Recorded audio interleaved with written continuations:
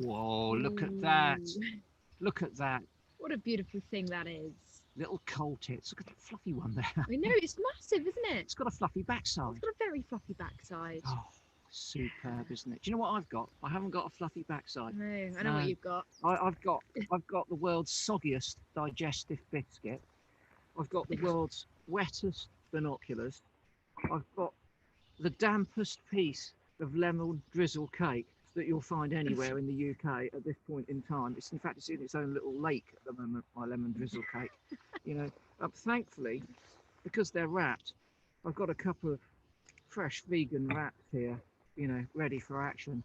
Yeah. But what we have got, Big smiles on our faces. Yes, We've got great big smiles on our faces. yes, because it's the Big Garden Birdwatch. Superb, superb.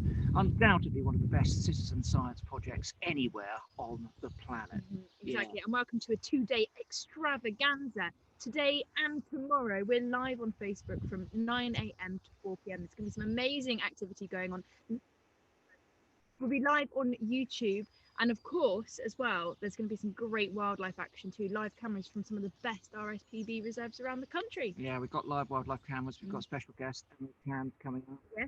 We're going to be looking at the results of last year's Birdwatch, of course, and with so many people taking part, 500,000 people last year, it's generating some really important data. And bear in mind, of course, it's not just about last year. This is a piece of science that goes back many years now. So the trends which it's uncovered are significant and tell us a lot about the population and distribution of our garden birds. If you peep between us there, look, up here, where is it? Hold on, it's there. In a bit of a puddle itself. Just got it there, look, there, sorry, there's a bit of a lag here. Here we are. This is our bird feeder here. Got enormous numbers of goldfinches at the moment There's coming a lot in. of goldfinches Blue going on. tits, coal tits, Yeah. all of those. Great spot of woodpecker. We've got quite a lot of activity. Yeah, we've had a couple of good things recently though as well.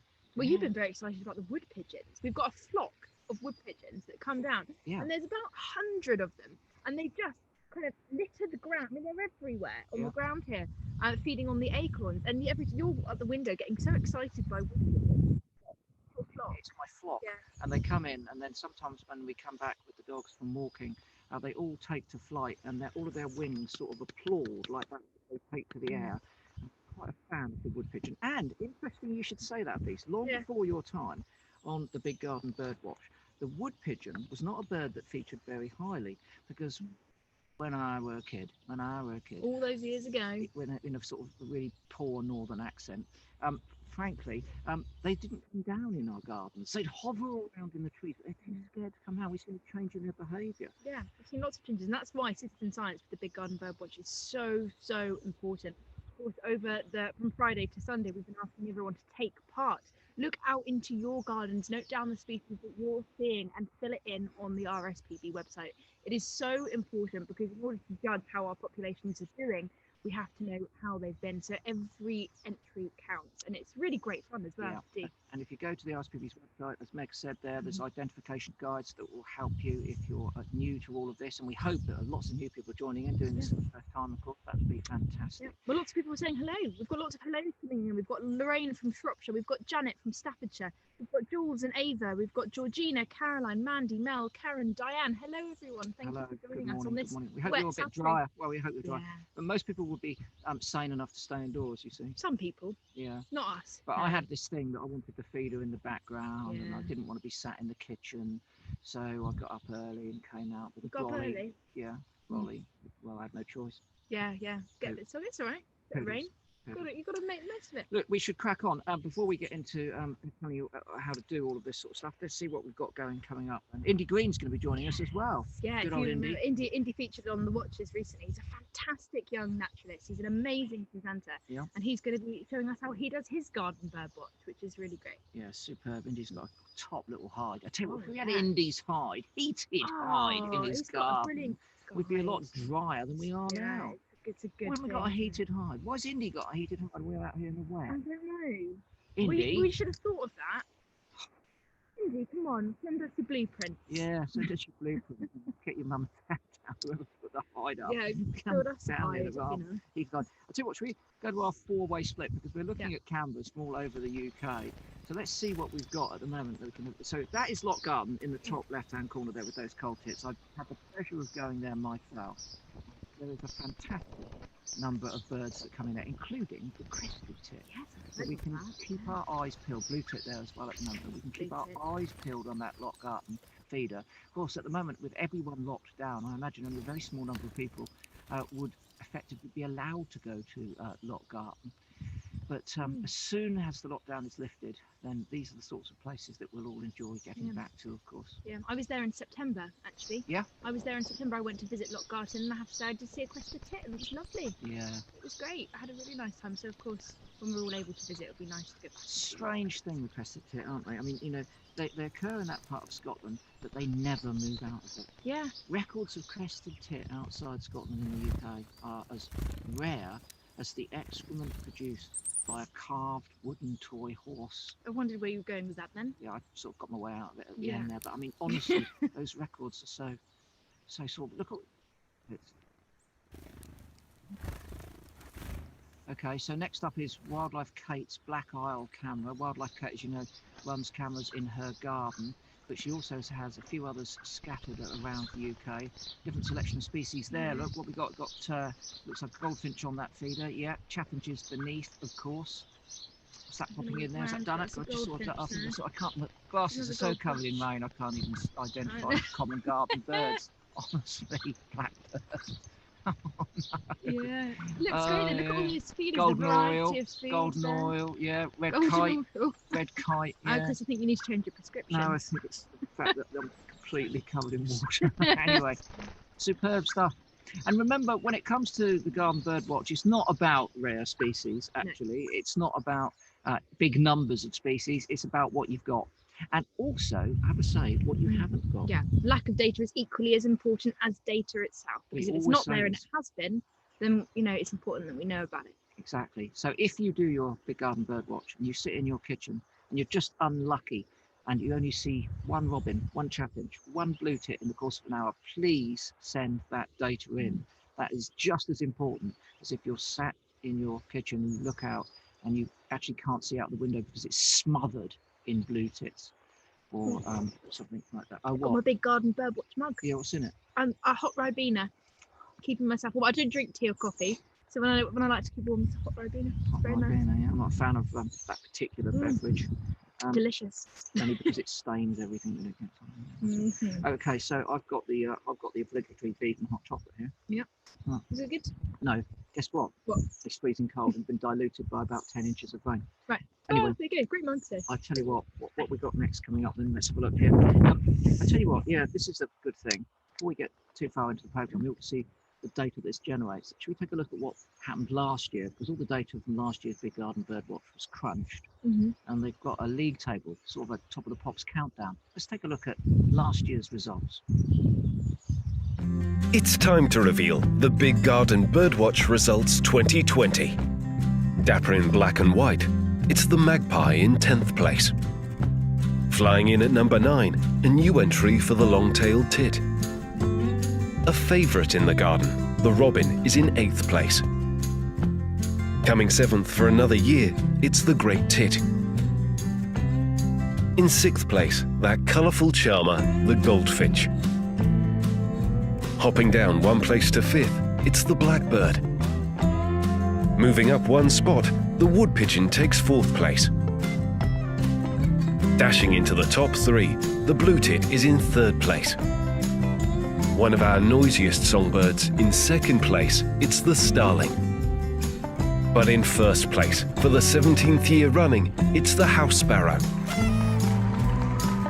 Thank you for watching. Until next year. House sparrow is still top of the pops. Yeah, interesting though, isn't it? Well, it's interesting to see those levels. Yes, it is. So it's still top of the pops, but still significant declines in many of those birds. So they're still appearing in our gardens, but not in the same abundance as they did just a few years ago. And it's these trends which allow us to focus our conservation efforts on these species. Firstly, well, investigate why the declines are taking place, of course, and then focus our conservation efforts. And one of the things that you might think about doing if you do have house sparrows and you live in a relatively new built area is putting up house sparrow boxes, because these days with modern houses there are so few cracks and crevices up beneath the eaves for the birds to get into to make their nests that they require a little bit of assistance, and you can either build your own house sparrow box, or you can get them freely available online. I bet the RSPB do a tasty range of those themselves. But they do. Yeah, If they don't, we'll be speaking to them after the podcast. And then put them up safely. Bit of ladder work's probably going to be required. And often they come not as a single box, but as a box with several chambers and several holes, because house sparrows can be very social, colonial nesting species. That's one of the things that you can do. Yeah. And the other thing is, of course, winter feeding, which we're all doing at the moment. Which is a really important thing, of course, at this point in time of year. Resources are really low, so it's important now more than ever, as they're heading into the breeding season, you know, where they're expending a lot of energy. They need to build up their reserves, eat as much. I mean, we have quite a large feeder here, and I have to say we're feeding pretty much the entirety of the New Forest, because they get through that in about a day and a half. Well, we've got, you know, the mistake we've made is there's another one. Yeah, there's they're two. all on that one at the moment because we're jostling around here. We're not the only one with fantastic feeders going on now. Wildlife Kate, you may know her, of course. She is fantastic wildlife cameras that she shares on her website, and she has got these places dotted around the UK with fantastic bird feeders, fantastic bird action going on. And Kate has made us, who is one of hers right now. This is in Tim Stenton's area in Scotland. And I'm happy to say that Kate has made a video for us about how she's set that up and exactly what to look out for on it. So here is Wildlife Kate.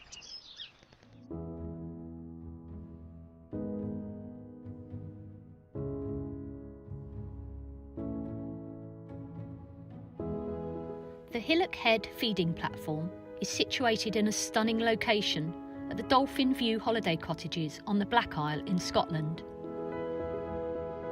Just north of Inverness, the Black Isle is in fact a peninsula, surrounded on three sides by the Cromarty Firth to the north, Bewley Firth to the south, and Moray Firth to the east. Owned by Tim Stenton, I set this live camera up and helped him build the feeding platform to showcase and live stream all the amazing birds he has visiting. Feeding a variety of different foods, this platform has attracted a fabulous array of species, especially when the weather was cold and snowy. Look out for greenfinch, chaffinch, goldfinch, bullfinch, siskin, redpoll, brambling, blackbird, blue tit, great tit, coal tit, long-tailed tit, house sparrow, dunnock, starling, robin, great spotted woodpecker, collared dove, wren. You may even spot the resident sparrowhawk.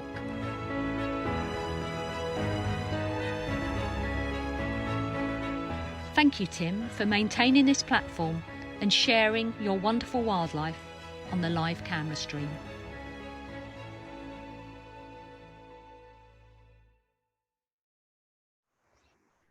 Pays dividends, doesn't it? Look, have you seen that? The activity going on those feeders. I mean, it's a bird bonanza. We're feeding the New Forest there. Tim Stenton's feeding the Black Isle. In the entirety of Scotland. Good stuff, isn't it? It's really, really good stuff. Now, the other thing that we were talking, I was just looking on our feeder there. Whilst you were walking that little VT, we had a marsh tit. Very nice. It was quite nice. A bit quiet here now. This is our fault, isn't it? Because we're too close to it. What we got here, I'm just looking up in the tree. That's that marsh tit. Marsh tit's back there. Look, it's it. Yeah. What's that just gone in? Oh, that's marsh tit. Yeah. We've got a robin up here. Okay. Yeah, we've got a few things going on. Goldfinch. Yeah. They're all kind of hovering around in the trees above because we're a bit close to the feeder. Well, they're not used to seeing us here, No. are they? They're used to. We put the table here in advance, so they'd get used to the table, but they're not happy with us being sat here. No, didn't fancy sitting out here all morning on account of the fact that it's pouring with rain. Anyway, someone who doesn't have to sit out in the pouring rain all the time is our very good friend Indy Green. Indy Green is a young naturalist who we met through our South Isolating Bird Club. He's a great photographer, he's a keen conservationist, bit of a campaigner too. Yeah, he's brilliant. Really, really good. And he certainly knows his birds. Got a penchant for goshawks. Yeah. So we saw a little film that he made on Winterwatch about his goshawks, which was superb. Anyway, here is Indy telling us all about how he is going to do his big garden bird watch in somewhat more comfortable conditions than we are. Indy. Good morning everyone, it is Saturday the 30th of January. My name is Indy and I'm going to be doing my big garden bird watch today. I'm going to go fill up my feeders and then we can start counting.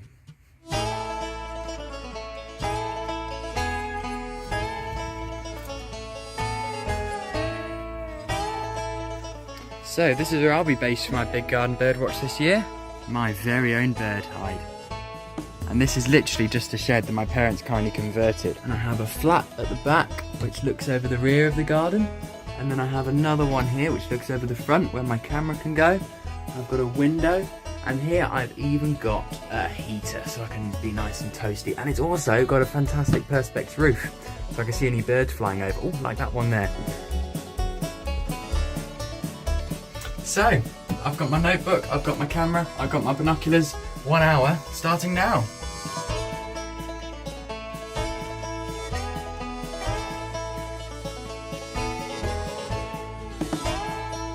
Things just got very exciting all of a sudden. 2 great spotted woodpeckers just dived in onto the peanut feeders and they scared all the smaller birds away.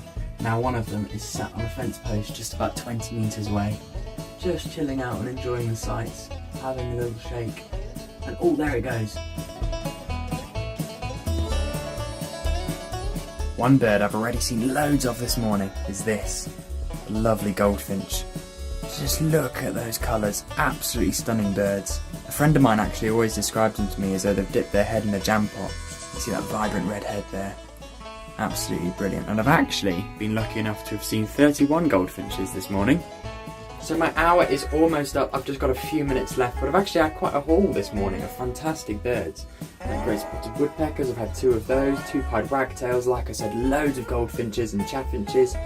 Not quite so many house sparrows as last year, which is sad, but that's what the Big Garden Birdwatch is here for. It's here to find out which species are in decline and then we can work out how we can help them. So when I get back indoors, I'm going to forward all these results on and submit them and make sure you do too. I cannot believe my luck.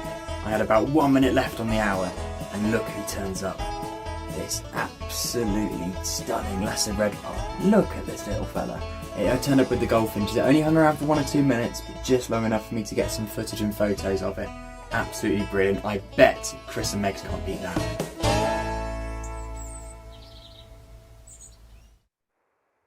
That's a red pole. Is that the best he can muster from his cosy hide? Yeah. From his cosy, heated, perspex roofed hide. Challenging us. Right. Right. That's Indeed, a red we pole. see you. Best We you can see do. you. We've had red pole on the list actually here. Yeah. Nearly red pole. Yeah, a couple of weeks ago, which was nice to see that. It's not here now, though.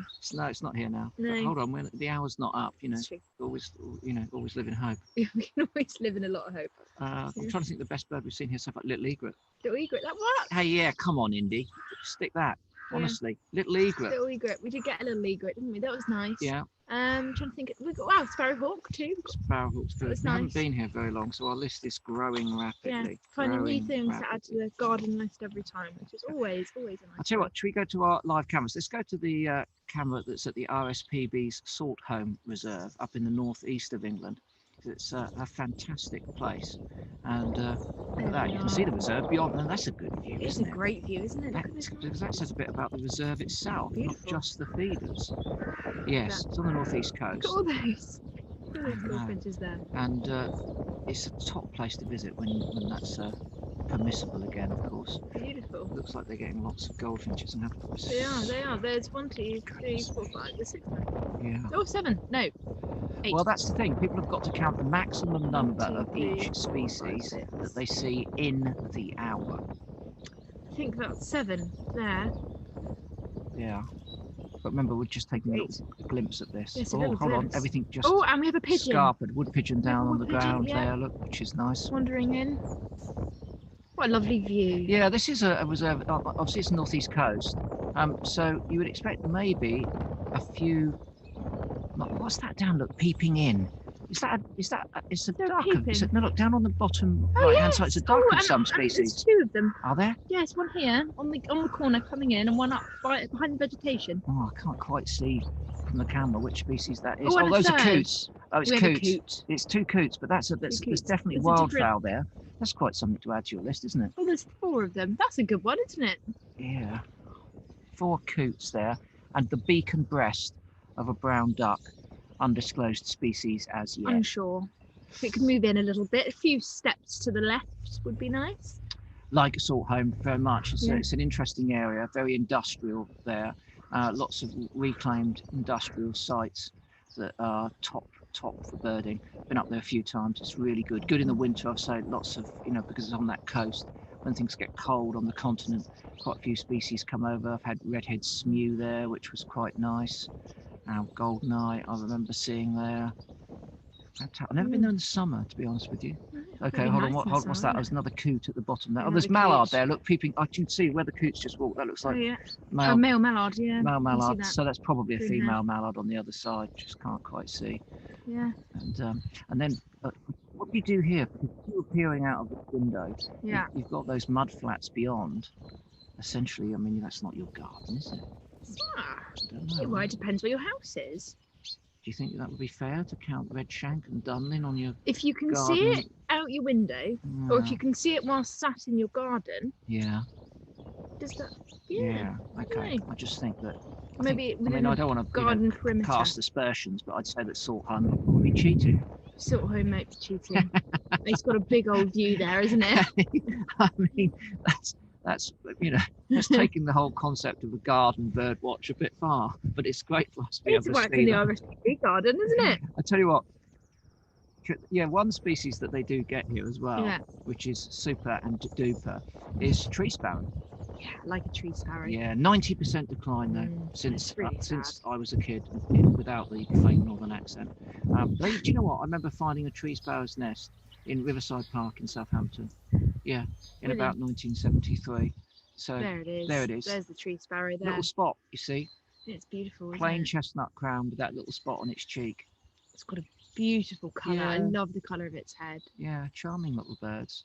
Stunning. I mean, obviously, in some places where winter feeding takes place, it seems to be the way to keep them going. Two things: winter feeding, because there's not as much stubble, or if there's any stubble actually left at all in the countryside. In a few places where it's managed for birds, of course. Outside of that, winter feeding, farmers put winter feed out for these, and also nest boxes for them to go in, and that keeps populations going. Went to a farm up near Avebury in Wiltshire a few years ago, and the farmer there was putting out lots of seed for them. Had a little population of these birds. Dungeness has got them as well, and at Saltholm.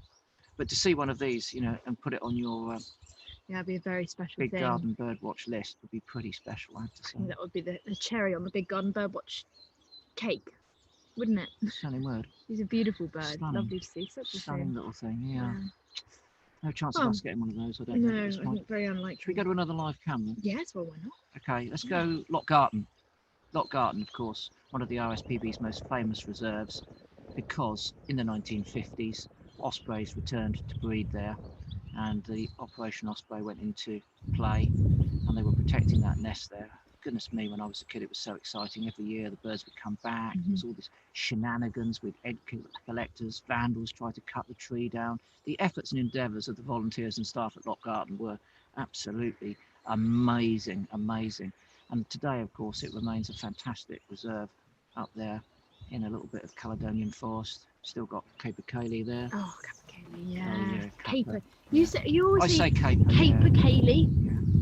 I say Monaco too. Everyone else says. Indiana Jones. Listen, what is this? You're having a go at my lexicon. No. You're having a go at my. Okay. But I think but Loch Garten is absolutely fantastic. Good for botany as well. Some really interesting plants there. Of course, it's all very well surveyed by the fantastic staff up there, and it's very close to the Cairngorms Connect project. Yes, of course, fantastic which is project. an amazing project. RSPB involved in that, along with SNH, Forestry and Land Scotland, and the Wildlands Estate. It's one of the large. We like that. We like that. A few more bit of replenishment. Those lucky birds. Check out that feast. Listen, they can't believe their luck. But at the moment, as much as we're enjoying this, and they are delightful little birds, coltits, and they're all very amicable, aren't they, as well? They are. Actually, because there's so much food. Yeah, they don't have to possibly fight over. I mean, there's more food there, for their body weight, isn't it? Hold on, so I just had a count. I think I had 8 at one point there. Look, there's 3 on the back feeder. Yeah. Hold on. Got to see them all at the same time. Otherwise, obviously, it could be the same bird coming back. It's the statement of the obvious. Hold on. So that's 5. That was 5. I think there was for a brief fleeting moment there was 8 of these coltits. It's quite tricky, isn't it? It is tricky. They're so fast moving. But if we were there, of course, you'd see them more over a slightly wider area. Yeah. Yes. With you. But what an amazing thing. And of course, Super. keep your eyes peeled for that crested tit. I tell you what, one hasn't turned up yet, so let's Mm. take a look at a crested tit.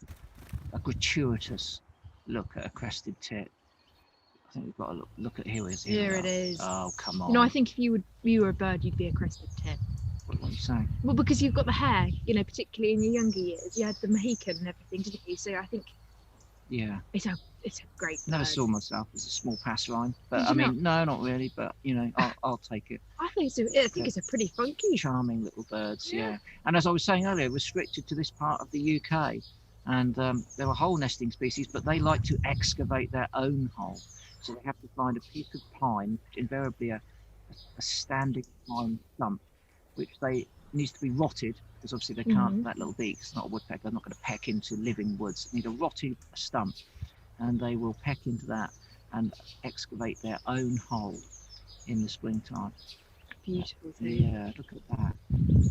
Obviously, when I was saying that they were restricted to that part of Scotland, in the UK, that in other parts of Europe they also occur, of course. Yeah. Oh, This is some nice pictures, though, isn't it's a it? very nice little film, isn't it? Ah, It's great. Oh, amazing. Amazing to see the colours. So definitely keep your eyes peeled on this live cam and hopefully you see the crested tits. oh, it will turn up. Yeah. I've been there. Yeah, they're pretty reliable in Yeah. this location, Yeah, aren't they are. As reliable as But the one thing we should say about all of these coal tits, and in fact all of these reprobate marsh tits, coal tits that we've got behind us, these birds are very keen on caching. So what we're seeing here, if you notice, these birds are coming in, they're selecting a seed, they're choosing one that they think is a good seed, and like this one, yeah, okay, doesn't want that, doesn't that. Then it's gone off, and frankly, it's cached that. So it's flown off, and it's hidden it in the bark of a tree. Sometimes they put them into the crook of a couple of twigs. And scientists have studied this. Do you know what they've done? What? Well, it's going to sound terrible, but it's not. So they initially, when they were doing these studies, they coated the seeds in low-level radioactive isotope, but it was safe. Okay, it was just very low level, and then they went about with a little Geiger counter, and they found where the seeds had been hidden, and they hide them in the most bizarre places. Well, just hanging up in brambles, and like I said, wedged into little twigs and behind the bark. But the key thing is, there's no point in hiding all of those if you can't remember where you put them.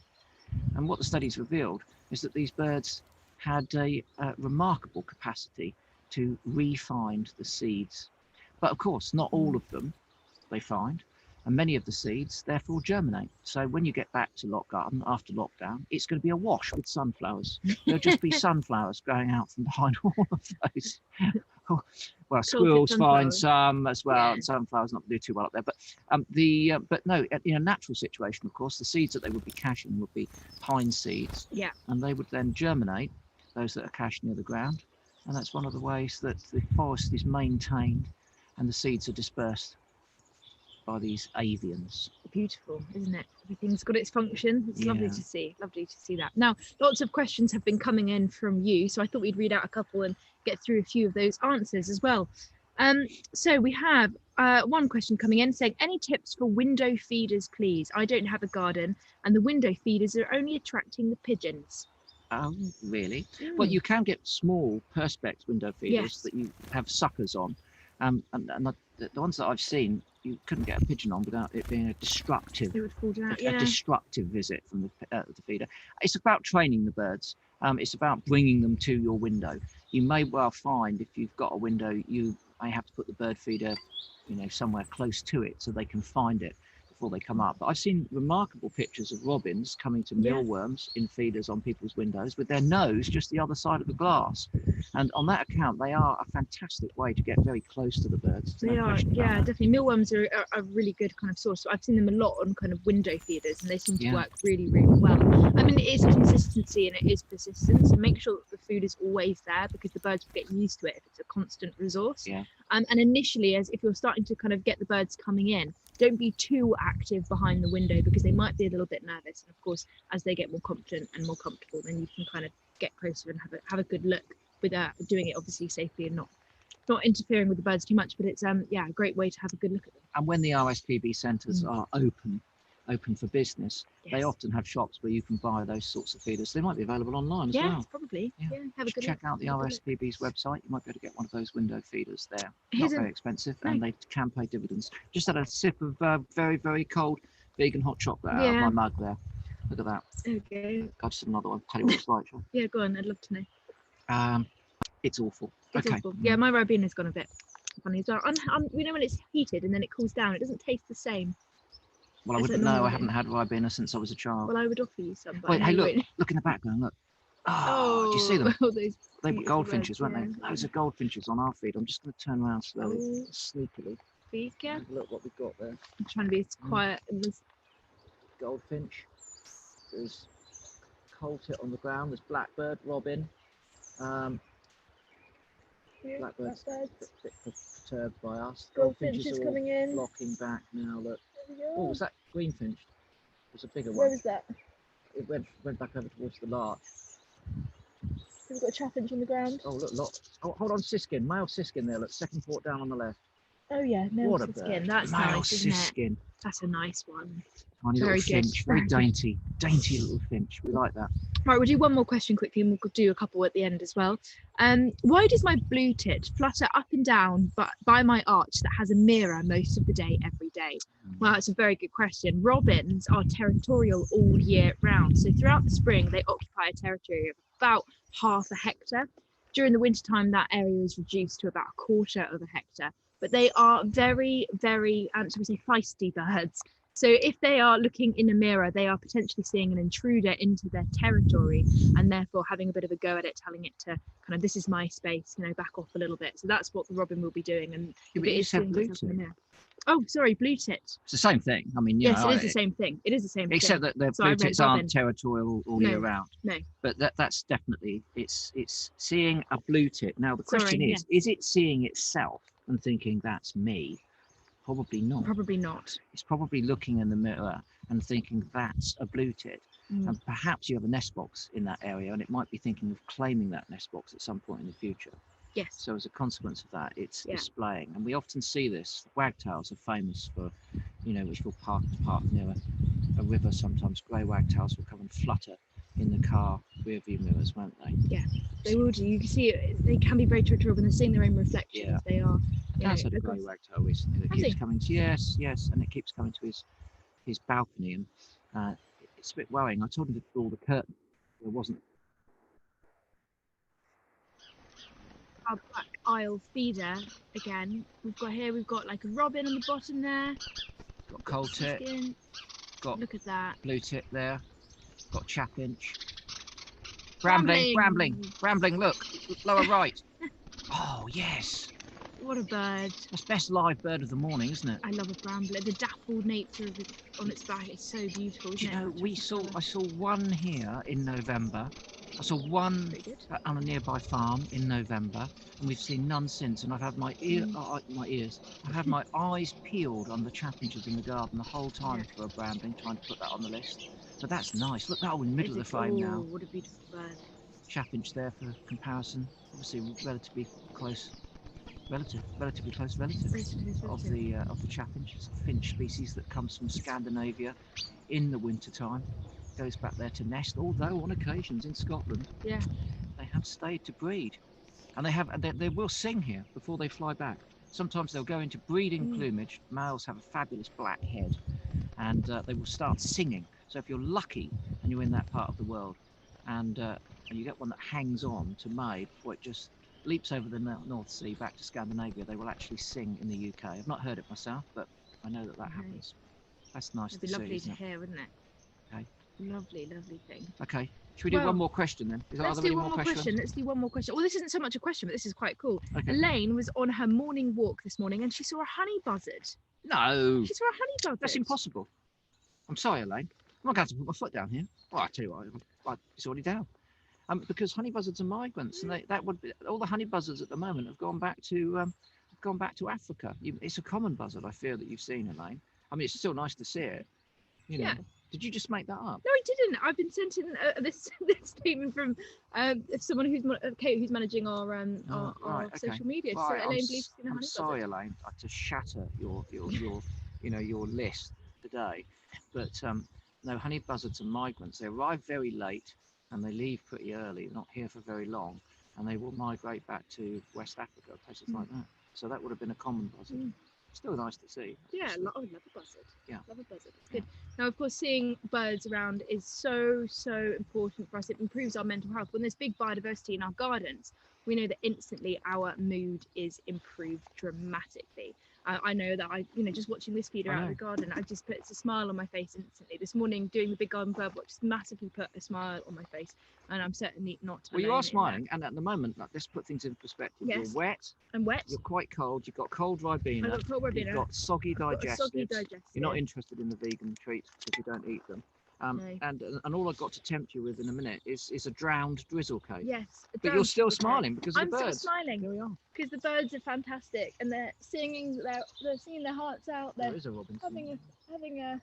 having a food and flying around, and it's beautiful.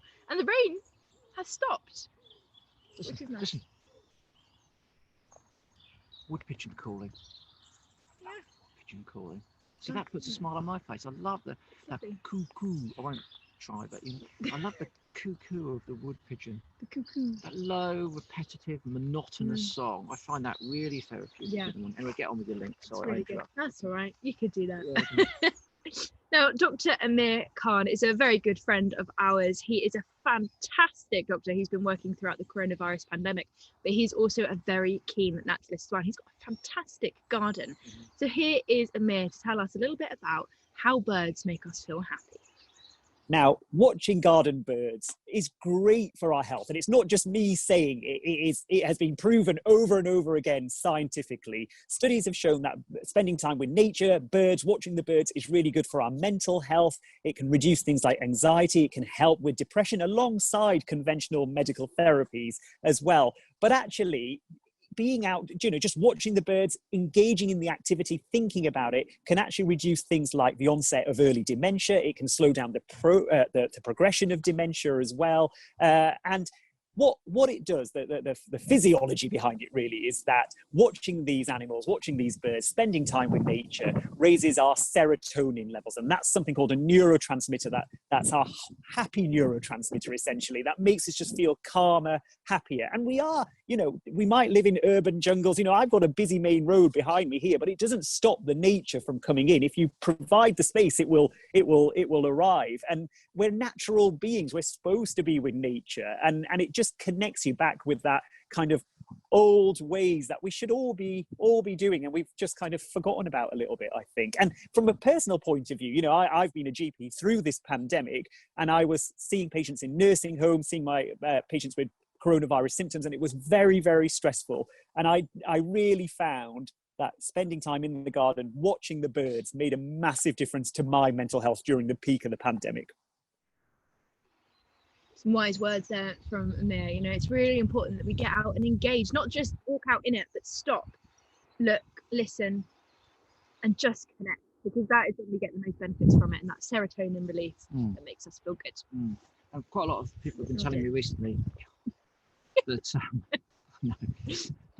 that going out into green spaces is beneficial to you, but you can enhance that benefit by what you're saying, just taking it one step further and actually engaging with something very specific. So go out on your walk and then concentrate perhaps on one thing. Listening to birds, maybe it could be bird song, or looking at the shapes of leaves, contrasting them all, or feeling the textures of different things. And what they found is that if you focus on one of those activities, very simple activities, that again can further enhance the benefit of being out in nature. And I suppose when you think about it, Big Garden Birdwatch is that. It's all about a focused endeavour. For 1 hour, you've got to keep the concentration together. You've got to look out the window or sit in the pouring rain and watch your bird feeder and count those birds. And you have no option but to watch them, therefore, and engage with them, see what they're doing, all of the antics they get up to. Yeah, their interactions, everything. You learn so much more about them when you kind of really just are focused in on them, and there's no other distractions going on, which is fantastic. We used up all the hand warmers on Winter Watch. Yes, we did. We had one little packet of hand warmers left, and they're indoors somewhere. I wish they were here at the moment. Anyway, excuse me. Those live cameras we've been looking at, we've got one over at the Belfast Loch Reserve, in Northern Ireland. And I've got to tell you that this is one of the best reserves anywhere in the UK. I love this place. I love this place. It's behind Belfast Airport, and it's on an overlooking an area of reclaimed land right alongside the old docks. Yeah. So from there you can look and see the city of Belfast. You can see Harland Wolff cranes that are still left there, the shipbuilding cranes. So again, a bit like Saltburn, it's a relatively industrial site. But the best thing about it is that they've got some big windows, and you can sit in the warm. Yeah. And there's a machine there that serves, I don't know if it does vegan stuff, but it does lots of quality beverages. The volunteers and the staff Fantastic cake. excuse me, the volunteers and the staff are absolutely fantastic. I was there relatively recently. So and the best thing is that they get black-tailed godwits that come right up to the window. It's amazing. I mean, I'm saying, and when I say right up to the window, I mean, I'm talking that they're that far away. Widgeon, godwits, when they get, it's all about managing water levels on the Belfast Loch Reserve there. And it pushes the birds right up to the centre, which you can see behind these feeders here. And you can sit there, and because they're used to seeing people, they come right up. You can get nose to bill. You can. Nose to bill. Do you know, I spent quite a bit of time bragging that I'd been to this reserve and I'd seen the rictal bristles. I'll be careful with that one, but rictal bristles of a black-tailed godwit. Now, the rictal bristles are the tiny little phyllo plumes, tiny little hair-like feathers that come out around the eyes and the nares, the nose of birds. But I'm not joking, they were so close, they were that far away, and I was looking and I could see these tiny little hair-like feathers on the eyelids of a black-tailed godwit. So if ever you are in Northern Ireland, or if you're a resident in Northern Ireland, I implore you to go to this fabulous, absolutely fabulous reserve, honestly. And in the winter times, teeming snipe out there, all sorts of, quite a few rarities pop in, of course, because it's on the coast, and you get things that are popping in that are quite rare there. Get harriers. And then actually I've just remembered, the RSPB have acquired some land adjacent to it, a bit down the road as it were. And again, they're managing that, and that's paying dividends as well. So it really is absolutely stunning. I bet Dara's been there. In fact, the last time I went there, I went into Belfast to see our friend Dara McNulty. Wrote that fantastic book, published sort of Diary of a Young Naturalist. Again, we can sort of give that an unashamed plug, really, because it's a really good book, and he's an absolutely top bloke, very keen birder. Oh, should we just, what's on their feeders? I've got a bit of a fat ball envy. I've been checking out the fat ball. And look at that. we don't have any of those. It's pretty big, isn't it? No. Is it in a coconut? It is. Like that. Yeah. It's great. Tell you what, let's go look. Oh, we've got a woodpecker. Oh, it's a great spot. Great spot. We've got a male great spotted woodpecker there. This is back in Lochgarten in Scotland. Oh, I love great spotted woodpeckers. Well, you said that the other day. Do you know? I mean, I don't dislike them in any way, shape or form. Do you not like a woodpecker? I thought you'd quite like the drumming. I like the drumming. I like the drumming a lot. I thought you'd be a big fan. Maybe I like them more than I'm letting on. Yeah, I think you do. You always get, because when there's everyone on the feeder, you always, See, I prefer the green though. Yeah, I like a green. Cool. I do like a green. Don't get me wrong. I like the red spot on the back of the head. Yeah, I mean, they look quite funky. They started around They the look back of the quite retro. tree. Here it comes. Yeah. Green, of course, spend most of their time out on sort of grassy fields eating ants on the ground. Yeah, very different niche to the great spot. Yeah. Very different bird. They look very different, occupy very different habitats, eat different foods. I tell you what though, getting back to the great spot, this is another species that the Big Garden Birdwatch has been monitoring for some time, obviously. And they are a species which has increased hugely, in the time that the project has been running, because their numbers have gone up and up and up. They're one of the success stories when it comes to our garden birds. Great spot woodpeckers. Oh, got another one. So here we are. That's another one. This is back on the Black Isle, isn't it? Oh, just flown off. Just hopped off. Great to see that though. Okay. What's that? Good. Sorry, I can't. I need my sort of really soggy glasses again. Just about. What are you checking out? Now they've missed it up now as well. There. I just wondered what was in that feeder there. It's a sort of yeah, in the can't red one, see. it's the fourth one in from the left hand yeah. side. So the shorter sunflower one. seeds, peanuts. In the middle Yeah. is fat, of course. Then more sunflower seeds. I'm not sure what that is. Please, let's just Yeah. take that a sec because we've got some food Oh, here. here we go. We were going to talk about what to feed birds, weren't Having we? a bit of a fill up. Oh, okay. We're having a bit of a fill up. That's why they all scarpered. There we we go. are, there we Wow, are. there we go. More. That's all right, We've can't got. complain. This is what we feed our birds. We've got lots of sunflower hearts here. Yeah, They go mad for this, don't they? They love they do. it. I tell you what, what you're going to notice is that, the birds will come in, particularly goldfinches and greenfinches, and they'll pick them up like this, and then they'll just drop them on the ground. Now, you may think that's annoying, but it's not a waste of food because things like chaffinches, they will go on to feeders, but they spend more time on the ground. Robins, dunnocks, blackbirds. So in a way, the goldfinches are sort of distributing the food. It goes down onto the ground and all the other birds then have access to it. But when they're picking them up like this, sometimes you'll see them, they sit there and they pick them up, they just drop one after the other after the other. And what they're doing is they're weighing them, particularly if these have got the husks off. So these are the hearts of sunflowers.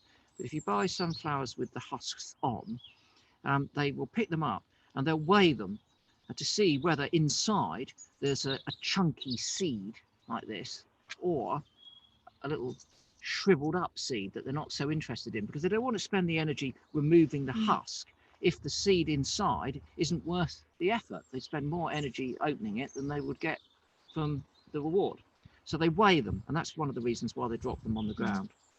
So you can put trays under your feeder so that those other birds can get them. People have concerns about rodents. But I like the rodents. I like the rodents. It's important. They're very important for our ecology.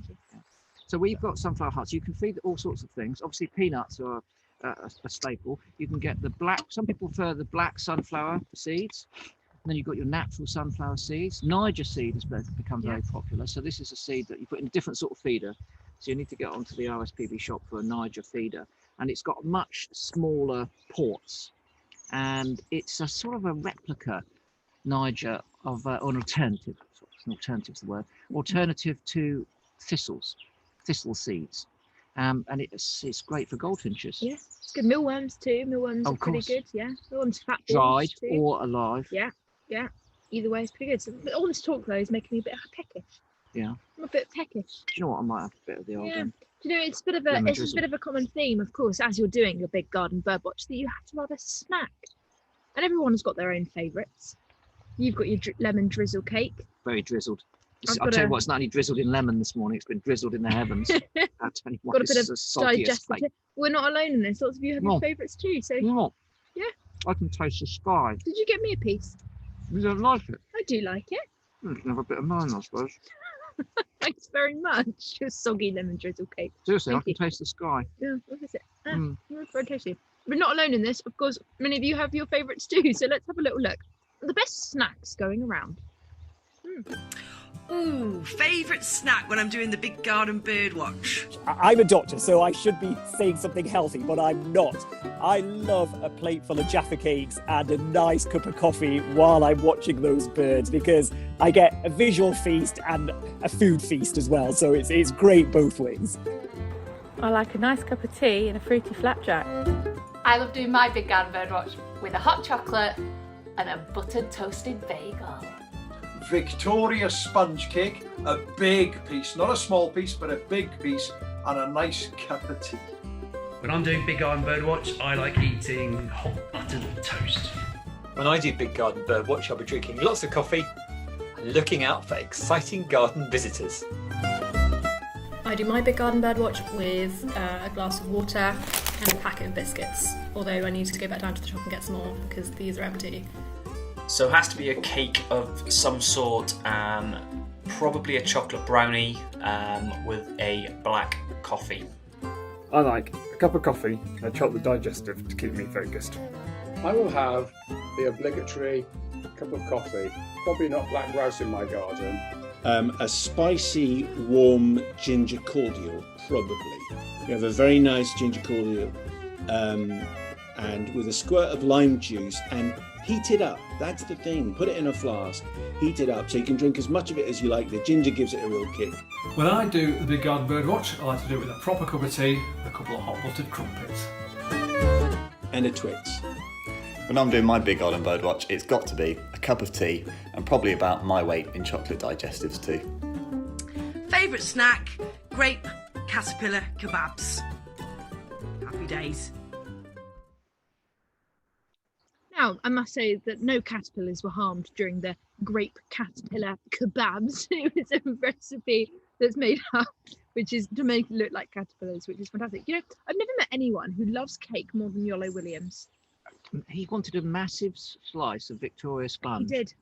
Yeah, I think he goes around and he'll, obviously, when he goes to reserves, RSPB reserves, he absolutely loves seeing the wildlife.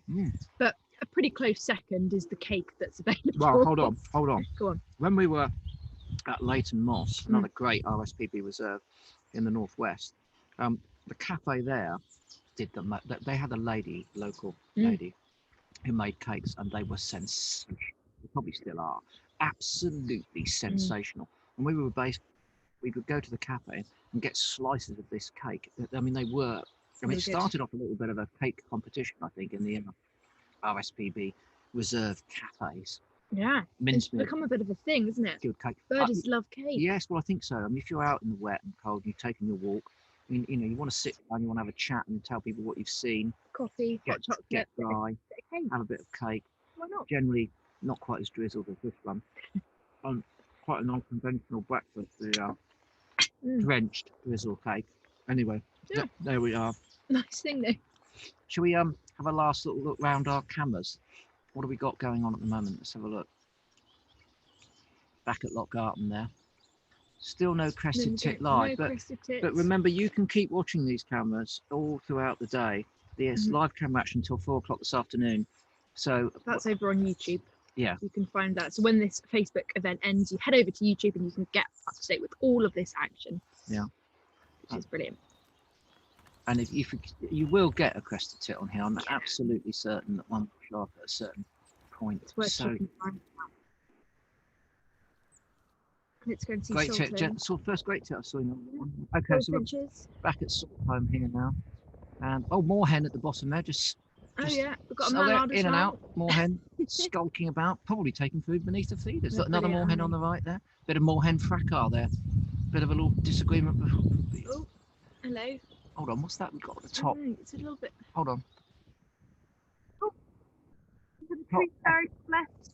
Potentially tree sparrow. It's flown off. I thought there was another finch there as well. Hold on, it's not. Is it not linnet? Is it? I can't see. Oh no, it could be. Oh, come on. It's just behind. It's here. Where? Right here behind. Greenfinch. We're rejigging our zoom icon.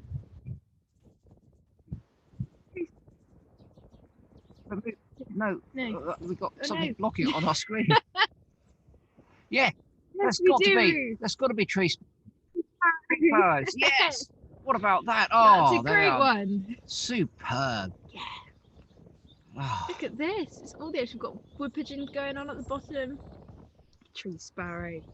Salthome has pulled through. It has pulled through to the highest. Yeah, we had brambling on the Black Isle. That was pretty good. That was good. Great spot on a couple of them, Black Isle and Lochgarten, and now tree sparrow here at Salthome. Lovely. That's not bad, is it? It's not bad going. It's pretty good. Our list, if we'd have been actually, thoroughly cheating and doing our bird watch virtually on all of these cameras, we'd have had quite a good list by now, wouldn't we? I figured that would be a big cheat, but it would be quite good. A good list. It's fun to do anyway, even just check in with these wildlife cameras and just notice what you see. Fantastic. Well, as we were saying, this week on the Watchers, there is now proven positive mental health benefits through watching wildlife virtually. Yes. On television, on these sorts of feeder cams. If you're not out and about, you can get a very comparable fix of wildlife by watching them on screens. Yeah. Very busy, this one, isn't it? It is. There's lots of activity going on here. A bit windy. Lots of sway. Let's go and see RSPB Arn in Dorset. Let's have a little look. More goldfinches. Oh yes. Robin. Chaffinch, foreground. Yeah. Colt it in there. Looks a bit drizzly over there as well, doesn't it? It's not far from us, Not is it? far from us, no. I was down there a little while ago. Arn again, another fantastic reserve, absolutely sensational reserve. Went down there before the lockdown to see those spoonbills that we were talking about yesterday. Spoonbills. I love Arn. Fabian was at Arn, you know. Yes, yeah, Yeah, yeah. Fabian Harrison Fabian does Harrison. SIBC with us, doing the whole behind the scenes stuff for this. He is, yeah. He's doing Big Garden Birdwatch. He's live producing this right now. Yeah. And yeah, he spent a lot of time at Arn. It's a Arn. fantastic We reserve. have a couple of Arnites. Yeah. Fabian and I. We like Arn. In the summer as well, you get Dartfords going. Mm. You've got Nightjar there as well. Woodlark, of course. And then you've got the coast as well. It's just such an amazing place.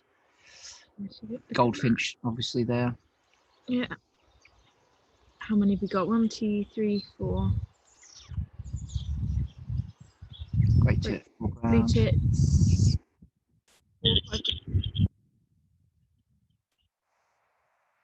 Let's have a little look at Belfast again. I love that fat ball. Yeah. It's a good fat ball, isn't it? Well packed, isn't it? Yeah. Slightly quiet this one. Yeah. But it's a brilliant reserve. So listen, don't judge a reserve by its peanut feeder. No, absolutely not. Because I tell you, if you were in there at the moment, I don't know what the water levels are doing in Belfast. I know what they're doing here. They're rising through my socks. But if you're in Belfast, I don't know what the water levels are doing. If you're on the other side of that building, you can see there now in the cosy warm.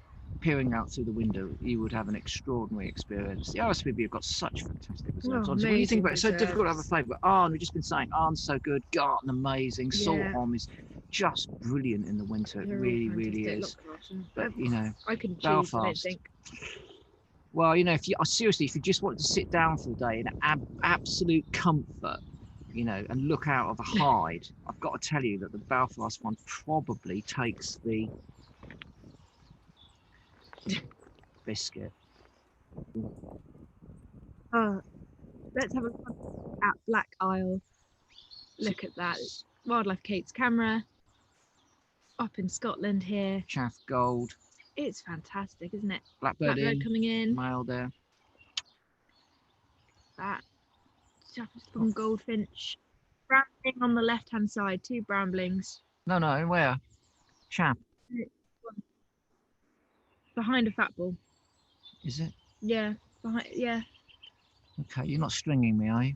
No, I'm not. Brambling behind a fat ball. You just made They up a came out there. brambling. No, Hey, you didn't. can't do that. I did not make up a Big Garden brambling. Bird. What should contaminating the data? I didn't. You're do that. contaminating the I wouldn't. data. I'm very strict on the rules. You must be Thank you very strict on the much. rules when you're doing the Big Garden Birdwatch. You can't Very just make important. things I didn't. up. It was behind a fat ball. I That lady promise. earlier trying to make up she'd seen a honey buzzard.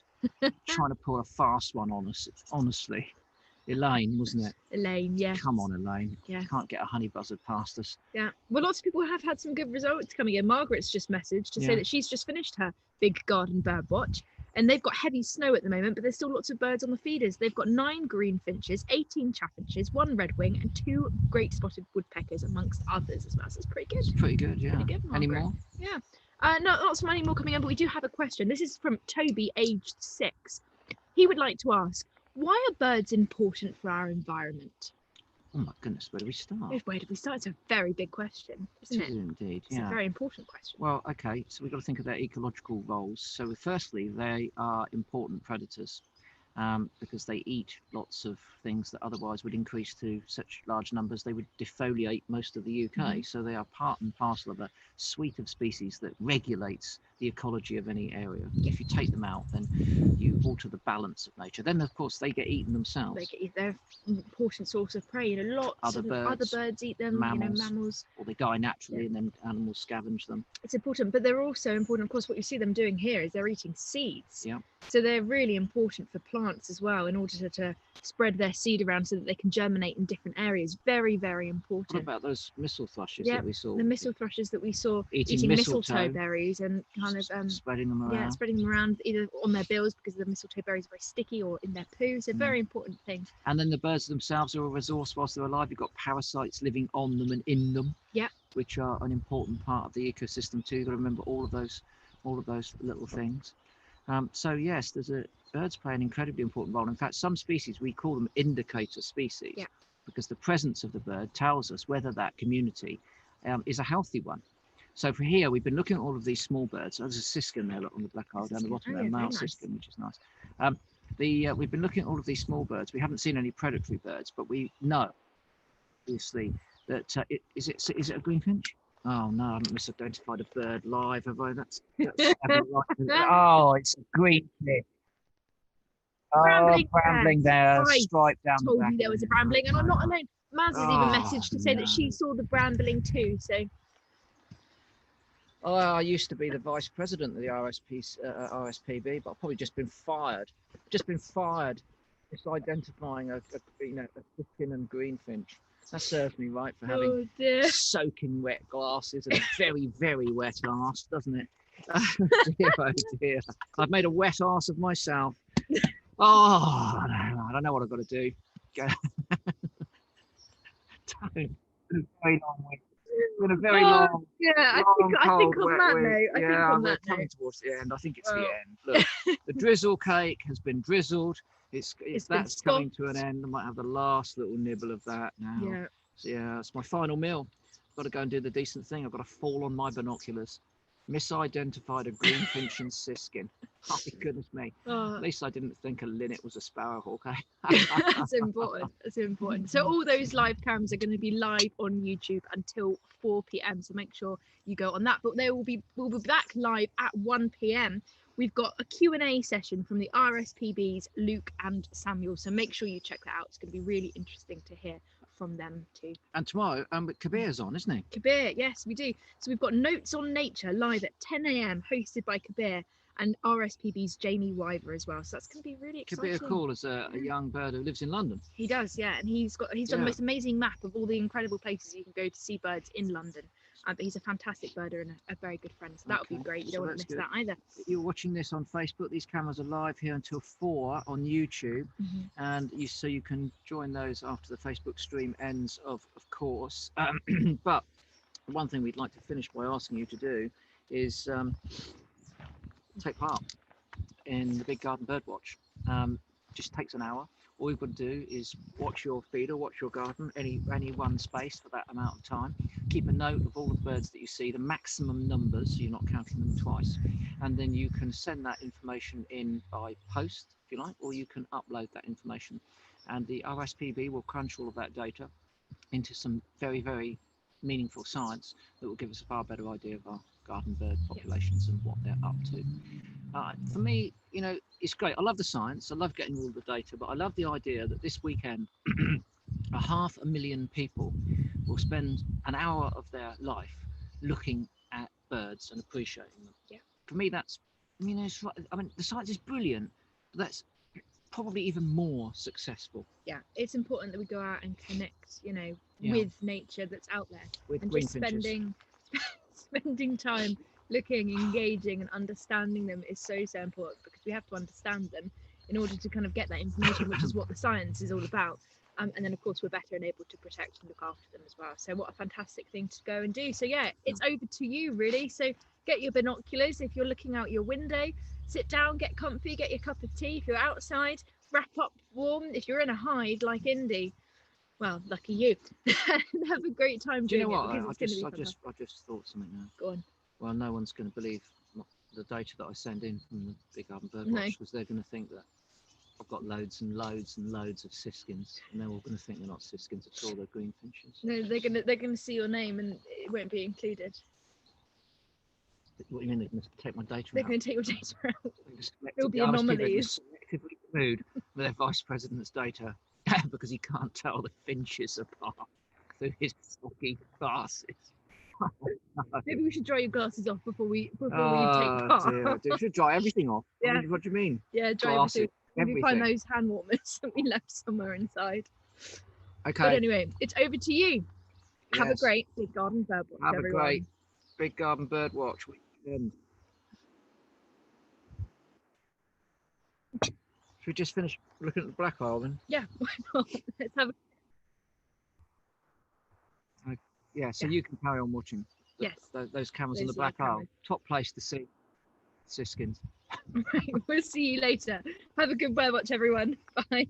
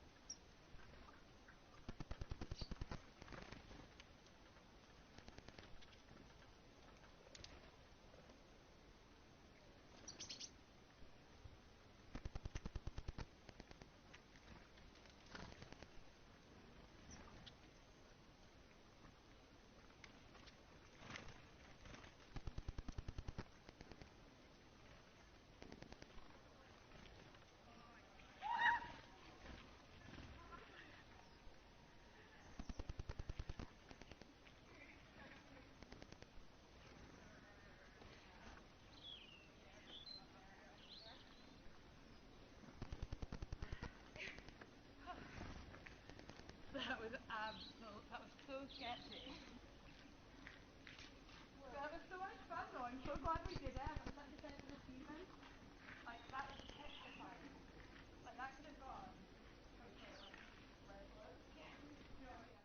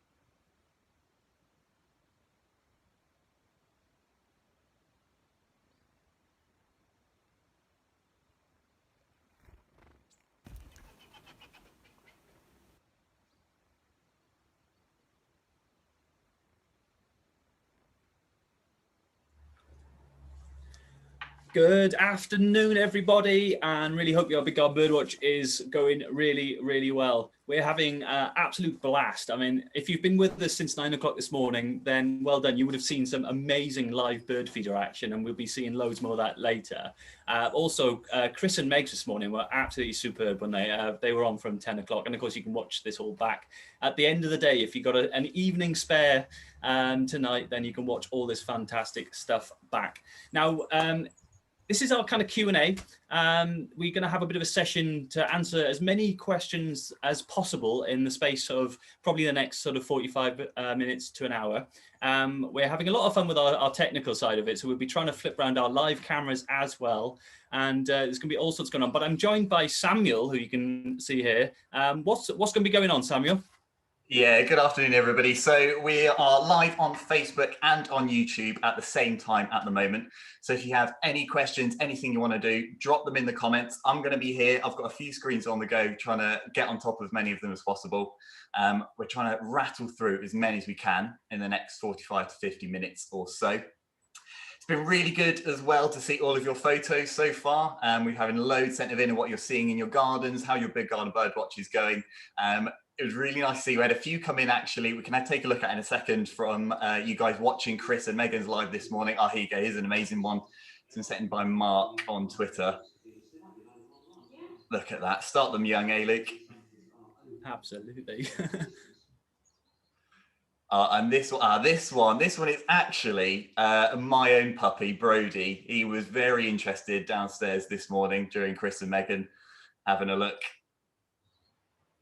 And we've got Julie Tate here, also sent over. He's used the hashtag on Twitter. So if you do use that hashtag, we do pick that up as well. The whole guy's doing their Big Garden Birdwatch at the same time as watching those live cams as well. Really great. That's amazing. See all of those. And your puppy, Samuel, I've obviously not met your puppy. We're all in lockdown currently, so yeah, he looks incredibly sweet. So can't wait to meet him. So in the next 50, he was locked in this morning. So in the next 50... He was locked in. That's what I was saying. Oh, sorry, your sound was just breaking up there a second. So, but what we got in store for the next 50 minutes or so. Obviously loads and loads of your questions, but we've also got some fantastic contributions coming in from Sussex Sarah, who's going to be taking a look at record shots. So we'll be explaining more about that later. We'll also be joined by a very special guest shortly, Nick Baker. So it's fantastic to have him on. He's going to be answering some of your questions as well. But to give you plenty of time to think of your questions and get them in the chat so that Samuel can start scouring the net for those, we're going to watch a fantastic little video that we've had in from our Scottish Warden team. And I'll tell you what, at the end of this, if you're not jealous, then there's something wrong with you. Check this out. Hi, welcome to the RSPB's All Reserve. My name's David. I am the warden here, and that's where I live, and that's where I'm going to do the Big Garden Birdwatch.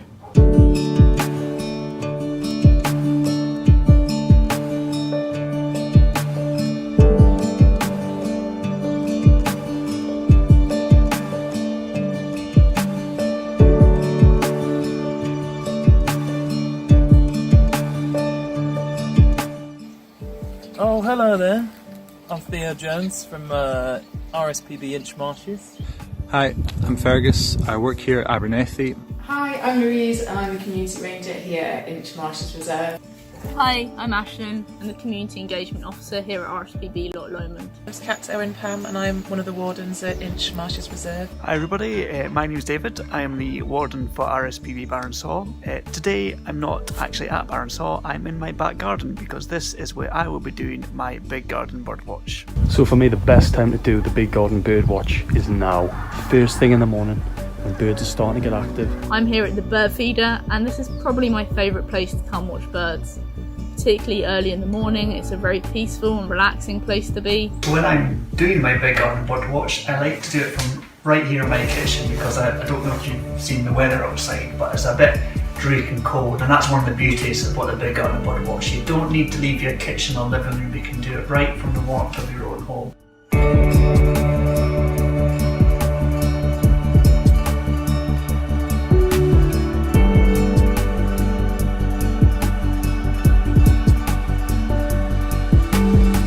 probably be looking out for some blackcaps, maybe some goldfinch, grey wagtail. Hopefully looking out for things like coat tits, crested tits, siskins and chaffinches. My favourite, the blackbird, with their lovely chucking noise as they pick around at the seed on the floor. Occasionally you're lucky enough to hear some cranes flying over. You'll also get things like nuthatch and woodpecker as well if you're really lucky. Some of the species that I might encounter during my big garden birdwatch here are pretty special. Both eagles, golden eagle, white-tailed eagle, hen harrier, chough, twite. We have, if not the biggest UK wintering population of twite, which is a small finch. So my back garden here is actually in the middle of a town, so unlike some of my very lucky colleagues up in the Wild Highlands or over in Islay, I'm not going to be seeing any golden eagles flying overhead, but we can still see some really exciting birds even if you're right in the middle of a city. One of my favourite birds I'm looking forward to seeing is a coatit, a beautiful little bird with a lovely black and white head. I sometimes think it looks a little bit like a badger. I might also be lucky enough to see a bullfinch, which I've seen around my garden a couple of times, so that would be fantastic if I can see that. Cup of tea and a pastry and just enjoy this lovely part of the reserve. I like doing it with a nice cup of tea and a Tummix tea cake. I often like to do this with a flask of coffee in my hands to keep my hands nice and warm, and also some pine nuts as well, because that means that the coatits and I can both share those. My favourite drink and my favourite food while sitting inside watching the birds outside is a cup of very strong coffee and something that's come near chocolate at some point in the vague distant past. Chocolate brownies, chocolate biscuits, chocolate. Hot cup of coffee in a shoebill mug.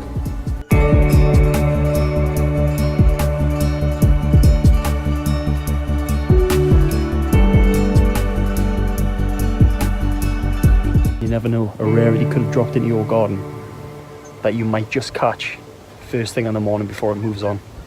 Who knows, anything can turn up. Oh my god, it's a golden eagle. Oh, that, do you see what I mean when I said if it doesn't make you jealous, there's something up? You know, that was amazing. Nick, did you catch some of that? That was superb, wasn't it? I caught all of it. Yeah, of course. I'm not missing a moment. No, it's great. It's brilliant. I know some of those places very well, and some of those people, incidentally. But yeah, really, really nice. I mean, imagine having a bit of twite on your list for your garden. That'd be pretty awesome. Or golden eagle or marsh harrier, all of which were possible in some of those locations. Oh, it'd be insane. And yeah, I mean, for me at the moment, I don't know what your situation is, Nick, but I've got rain lashing in behind me. I've got this curtain blowing, and a feeder's nearly just knocked me out during that video. And you look like you're in the dry there. You're having a great time. Yeah, I made an executive decision. I was originally going to go out in the garden with my laptop with all the feeders behind me. But the reality is we've got a weather warning here on the edge of Dartmoor, and it's lashing down with rain. And I like my laptop so much that I'm not going to risk it. But just trust me that literally behind the camera, behind the computer right now is my office window, and it's covered with feeders. There's feeders out beyond that as well. And yeah, I'm all ready, I'm all ready. I'm just waiting for the rain to ease up a little bit, and then the birds will come in, and then I'll probably start my hour watching. Nice. Yeah, we had Chris Packham and McCubbin on this morning at 10 o'clock, and they were literally getting drowned. They had an umbrella over the top of them, and the umbrella was just getting lower and lower during the morning. So bless them, they were troopers. But yeah, so have you done your big garden birdwatch yet, Nick? Not yet, no. As I said, I'm waiting for that window in the weather, just because I like, if I'm going to spend time staring at the feeders, I like to give it the best chance possible of getting the highest diversity. And usually that's first thing in the morning. There's a big peak, first light. Then I get a little bit of a peak around lunchtime, and then a peak before they all go to bed. So I'll probably, if it coincides with some reasonable weather, because at the moment I can see I've got a flock of sparrows sitting in my bramble patch, just looking miserable at the moment. They're just sitting there. They know the feeder's there. They're just not going to go on them while it's torrential out there. So yeah, they're a bit like us, really. Birds. They only get out into the rain and expose themselves to the elements when they really, really have to. And at the moment, it's probably not worth the risk for them. No, absolutely. So talking of birds, we should probably see some birds. We've had live cameras running all morning, and let's check out some of the action right now. So we've got a little four-way split. So if I quickly just kind of say what we've got on offer before we cut into So we've got a real selection. We've got Lochgarten, we've got Saltholm, we've got Arn, and we've got live feeders on the Black Isle. But shall we cut to Saltholm first, actually? Let's go to Saltholm, where there's quite a bit going on. There's a live tree sparrow, Nick. There is a live tree sparrow. I was just about to say that.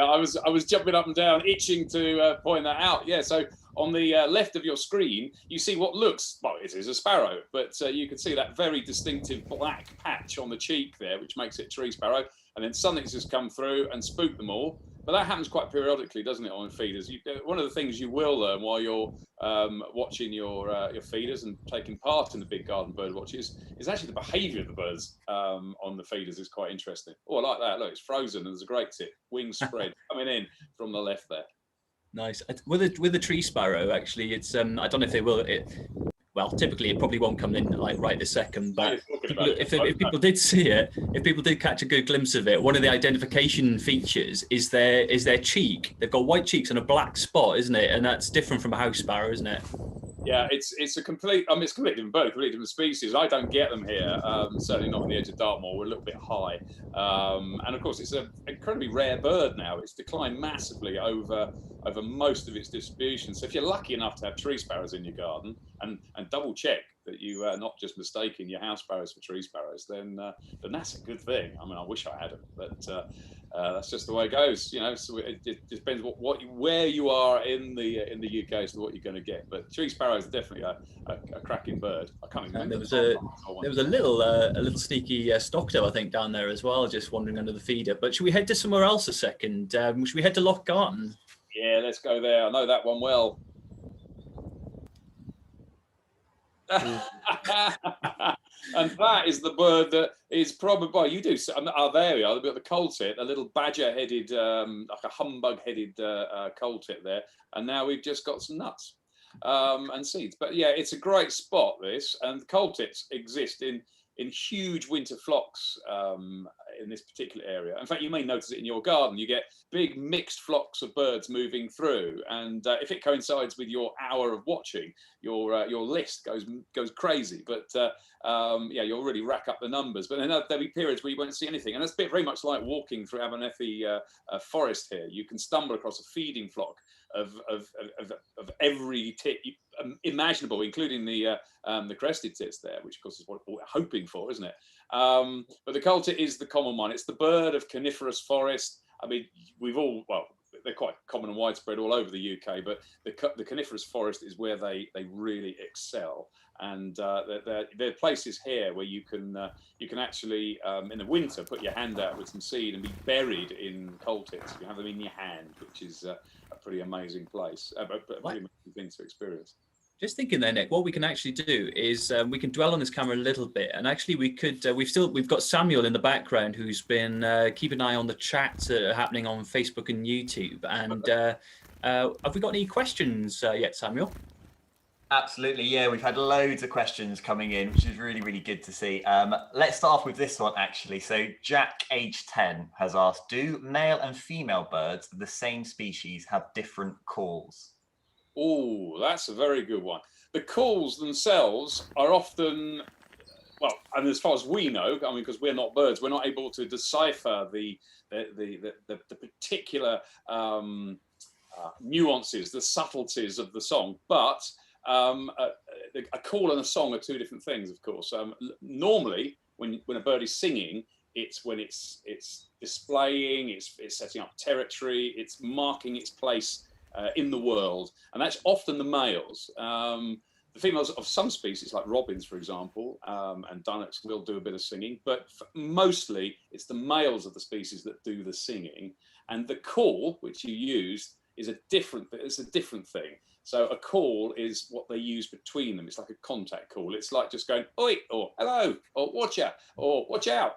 All those are kind of universal within a species. And some of them are very similar between species. In fact, alarm calls often share lots of the same frequencies. So the alarm call of a great tit or a coal tit or a blue tit often has some of the same elements to it. So it's almost recognized by all the species. So, which makes sense, because if a coal tit goes, oi, sparrowhawk, it's in everyone's benefits to fly off, and that's that's what they do. So as far as male and female goes, as far as the calls go, I'm sure they know the difference between themselves, but unless you're recording them and analysing the real tiny details, mostly the calls between the birds, males and females, will be much the same. Interesting one to mention here, Nick, as well. I was just thinking more about that question, and actually a good example of this might be tawny owl, and that is a bird that you might start hearing soon, where a lot of the classic to-woo is actually a bit of a duet. You've got the males that go the sort of hoo sound. That's embarrassing. On Facebook and YouTube. Exactly. So we could do a live. Let's have a go at this. So I'll be the male tawny owl. So I'm going to go hoo. Perfect. The other way around, surely. Oh, there we go. That's the moment. That's a moment for us. Oh, still no crested tits here, though. We're going to. Should we have another question from Samuel whilst we're waiting for that elusive crested tit? Yeah, that was a really good one there from Jack. That set up for some nice calls from the both of you then. So well done to Jack. So we've had this one through on YouTube from Richard Smith asking, do birds have or use a sense of smell? Oh, this is a very interesting area, actually, and I believe it's an expanding area of science. There are some species, seabirds in particular, are supposedly able to smell, but it's not something it's been explored very much at the moment. I've got some theories about it. Why, for example, do jackdaws smell in a particular way? You go to a jackdaw roost and it smells of jackdaws and nothing else. I know the smell of a jackdaw when I sniff it. So, do jackdaws use scent as a way of guiding other birds to a roost or a nest? I don't know. It's a really interesting question. We suspect, this is where it gets a bit fuzzy, especially with wading birds, for example. They will use taste and chemical receptors in their bills to find food under the mud. Now, at what point does tasting change to smelling? I don't know. It's quite an interesting, it was a very interesting subject. I'm just trying to think if there's any clear examples other than seabirds finding food on the ground. Vultures will use scent. That's a good one. Don't have many vultures here. We did have one last year, of course. Vultures will use scent as to a plume of scent coming from a carcass to hone in. Particularly the South American vultures. Yeah, it's an interesting one, isn't it? Because in the forested areas. Yeah, I was just going to mention there the turkey vulture. Yeah, so the smell of a carcass in a forest lifts up above the canopy, and the birds can find it. So in the tropics, in forested tropical areas, sort of places vultures might do quite well. It's an advantage. Still no crested tit though, there, Nick. I'm watching it intently. Go with what you got. We all want the crested tit, and as soon as one lands, I'm sure we'll notice it. But this is exactly what it's like in Abernethy. We're not putting this on specially. We're not releasing coal tits in front of the camera here. It's just part of the joy of bird watching anywhere, really. Is you just don't know what's going to turn up, and that can happen in your garden just as much as it could happen here on the Abernethy camera. So you might get a snipe turn up and walk across your lawn. My next door neighbours had a water rail that came in their kitchen one day, and we're not even water rail territory up here on the edge of the moor, but one had come flying in and got lost, maybe attracted to their pond, and wandered into the house. So you just don't know what you're going to get. Now I'm here actually. We should probably cut to the Black Isle camera that we've got, which is Wildlife Kate's contribution for the weekend. Wildlife Kate has amazing cameras set up at home at Lichfield, but also up on the Black Isle in Scotland, not a million miles from Lochgarten actually. But I was hearing rumours of siskins, and there was one I think when we cut to it, and it flew away as soon as we cut to it. But let's stick with this one. Have we got another question though from Sam? There's a siskin in the bottom left-hand corner there. Look. There's a female just about see it on my screen anyway. She's just there. But anyway, let's have another question, and then we'll do siskins in a minute. Yeah, Siskin's one of my favourites, actually. I was getting a little bit lost then in the camera. Right, so we've got on Facebook, we've got a question here from Emma Hall. She's loving Big Garden Birdwatch so far, but are there any garden birds at risk of extinction, and what is threatening them at the moment? This is quite a big one as well at the moment, because we've seen how it's changing over the years. Yeah, this is where the Big Garden Birdwatch comes in very useful, actually, because I believe, and maybe you'll correct me or steer me in the right direction. I believe since its initiation, I think in 1979, it was the Big Garden Birdwatch that first pointed out declines in birds that we assumed were everywhere and really common. So I think it pointed out the decline in house sparrows, for example, the decline in song thrushes and starlings. You know, birds that I remember as a kid. I remember my grandfather in Sussex basically putting chicken wire around the bird feeders to stop the starlings getting. He hated the starlings. He demonised the starlings. My next door neighbour, when I grew up in Sussex, used to shoot the starlings on the bird feeders, and he'd do that so he could feed his tawny owl. So I mean, it wasn't like they were completely wasted, but the point is they were that common. Now, to see a starling in either of those locations is a bit of a red letter day. Here, on the edge of Dartmoor, I can't remember the last time I saw a starling. I know they nest. There's a few nests, a few 5-10 miles away, but there's not much right here, and it has to be extremely cold weather to bring them in. So yeah, it's so as far as garden birds that are in risk of extinction, I think we're particularly worried about those that have jumped onto the red list. Have you got anything to say with this, Luke? Yeah, for sure. I think one of the biggest things for me that Big Garden Birdwatch achieves is that it paints a kind of and a fairly accurate picture, because so many people do take part. It paints an accurate picture of what our garden birds, how they're faring, and and like you said earlier on, it's showing those declines. And what that triggers is then a whole batch of research and potential work that could be done to help species. So, we know, for instance, that, song thrushes have had a massive decline. They don't even feature in the top 10 these days. They're somewhere way down the list. But, when this survey kicked off in the 70s, they were in the top 10. They were really common. And we know that, in gardens, for instance, slug pellets, for instance, can have an impact on species like that. And we know that is now a bit of a thing.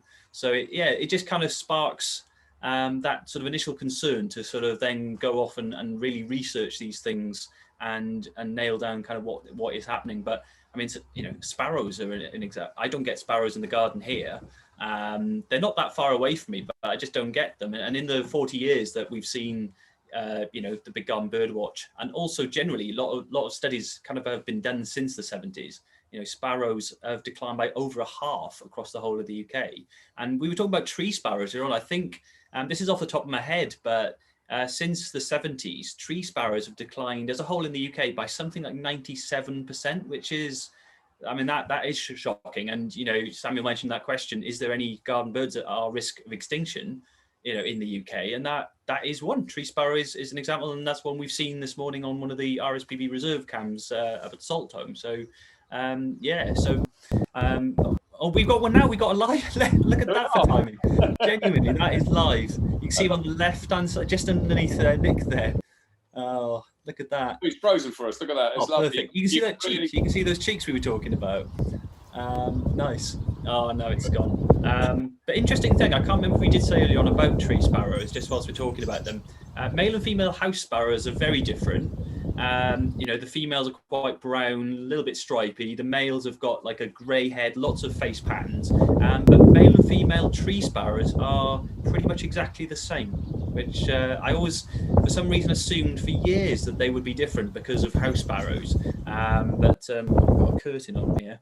But So, fantastic. So I think actually ending with a live tree sparrow there, Nick, off the back of that question, I think that's the perfect time to let you head off for your lunch. It's 1:30. It's 25 to 2, so you must be starving. That's all right. I'm used to it. I ate late breakfast, so I'm all right. But that's it. Can I just ask quickly, what's the why do we think that tree sparrows are declining? Do we have any ideas? I think it's a real complex one. It's one of those farmland birds that are in massive decline. So farmland bird species like, if you take corn bunting and yellowhammer, they're kind of two other birds that I associate kind of with tree sparrows to a degree in that sort of farmland habitat, and they've declined so much, and that is largely sort of agricultural practices that have seen that overall decline in the sort of wider countryside. And then that, I think, reflects into gardens. I think, you know, there's that bigger decline that's happening nationwide, and then we're seeing them at a garden level disappearing. But actually, I think tree sparrows, you know, if you take Saltham as an example, and Bempton Cliffs is another nature reserve, which has got loads of tree sparrows on the feeders, I think they've become quite concentrated, where you do find them, particularly in the northeast of England. I think they are now quite an actual garden bird rather than one you see further out in the countryside. But yeah, it's probably a complex one, and I don't get tree sparrows anywhere near me in the south, which is really sad. So not a bird I'm totally up on, but yeah, great to see one live though. Yeah, oh, very nice. See some house sparrows for compare and contrast now. That's what you need. Definitely. So yeah, but no, thanks for joining us this lunchtime, Nick. I really appreciate it. And yeah, you got some cracking questions there as well. And that our little duet will they'll stay in my mind for a long time. Well, we can end on that if you want. Can we? Woohoo! Brilliant. Absolutely brilliant. Fantastic. Thanks for your time, and good luck tomorrow with the Big Garden Birdwatch, Nick. Yeah, and to you and to everyone watching. Yeah, have a fabulous weekend, and get your results in. Don't just do the Birdwatch and leave it. Just definitely make sure the results go in. It's you all help out massively. Fantastic. Thanks very much, Nick. So we mentioned on just quickly, we're going to, we talked about record shots. So let's actually cut straight to that video now, all about those record shots. But thanks, Nick. Cheers. Nice one. Have a good weekend. So what is a record shot? A record shot is not the perfect shot. It's not going to be a shot that you'd want to necessarily put up in a photo frame or send to your relatives. But it is incredibly important for helping you find out exactly what birds it is that you've seen. It doesn't actually have to be birds, it can be anything, it can be small mammals. They're taken quickly in less than ideal conditions, they're not supposed to be perfect. So you can see here, this record shot is one that I've taken myself while out on the South Downs. This is actually a red start. It was a really long distance away from me and I couldn't get a clear shot, so I took a shot, waited till I got higher and blew it up later and ID'd it, and it was actually my first red start. If I hadn't taken that record shot, I'd have no way to know that that was definitely the bird that I'd seen. You don't need an awful lot of kit to take a record shot. You basically just need a camera or a phone and binoculars if you have them. I tend to use my camera because that's what I've got on me all of the time, but a camera phone works just as well, particularly if you're looking out in your back garden. You can also pair the two together. So if you're really crafty, either with binoculars or a telescope, if you just put the camera lens through the binoculars, it can help you get a bit of extra zoom. I'm going to run through some other top tips now to really help you capture those odd little garden birds that you can't quite ID for Big Garden Birdwatch. The first one is to focus on the colour if you can. Most birds feature colour in specific panels and patterns. Even the blurriest shots can be enough to help you ID exactly which bird it is later. The next tip is in poor light, focus on the outline. If you can get a basic silhouette, then it will give you a lot of clues. So things like the tail length, the beak length, the shape, the posture of the bird, they'll all help you to ID it. Some birds, particularly garden birds such as long-tailed tits and wrens and woodpeckers, are really easy to ID predominantly by shape alone. So wrens have a very sticky up tail, long-tailed tits have a very long tail, and woodpeckers have quite a distinctive shape, as you can see here.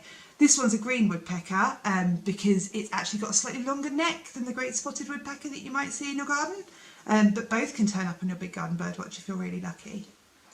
We're all doing Big Garden Birdwatch at home this year, and it's really important that we do that within the current restrictions.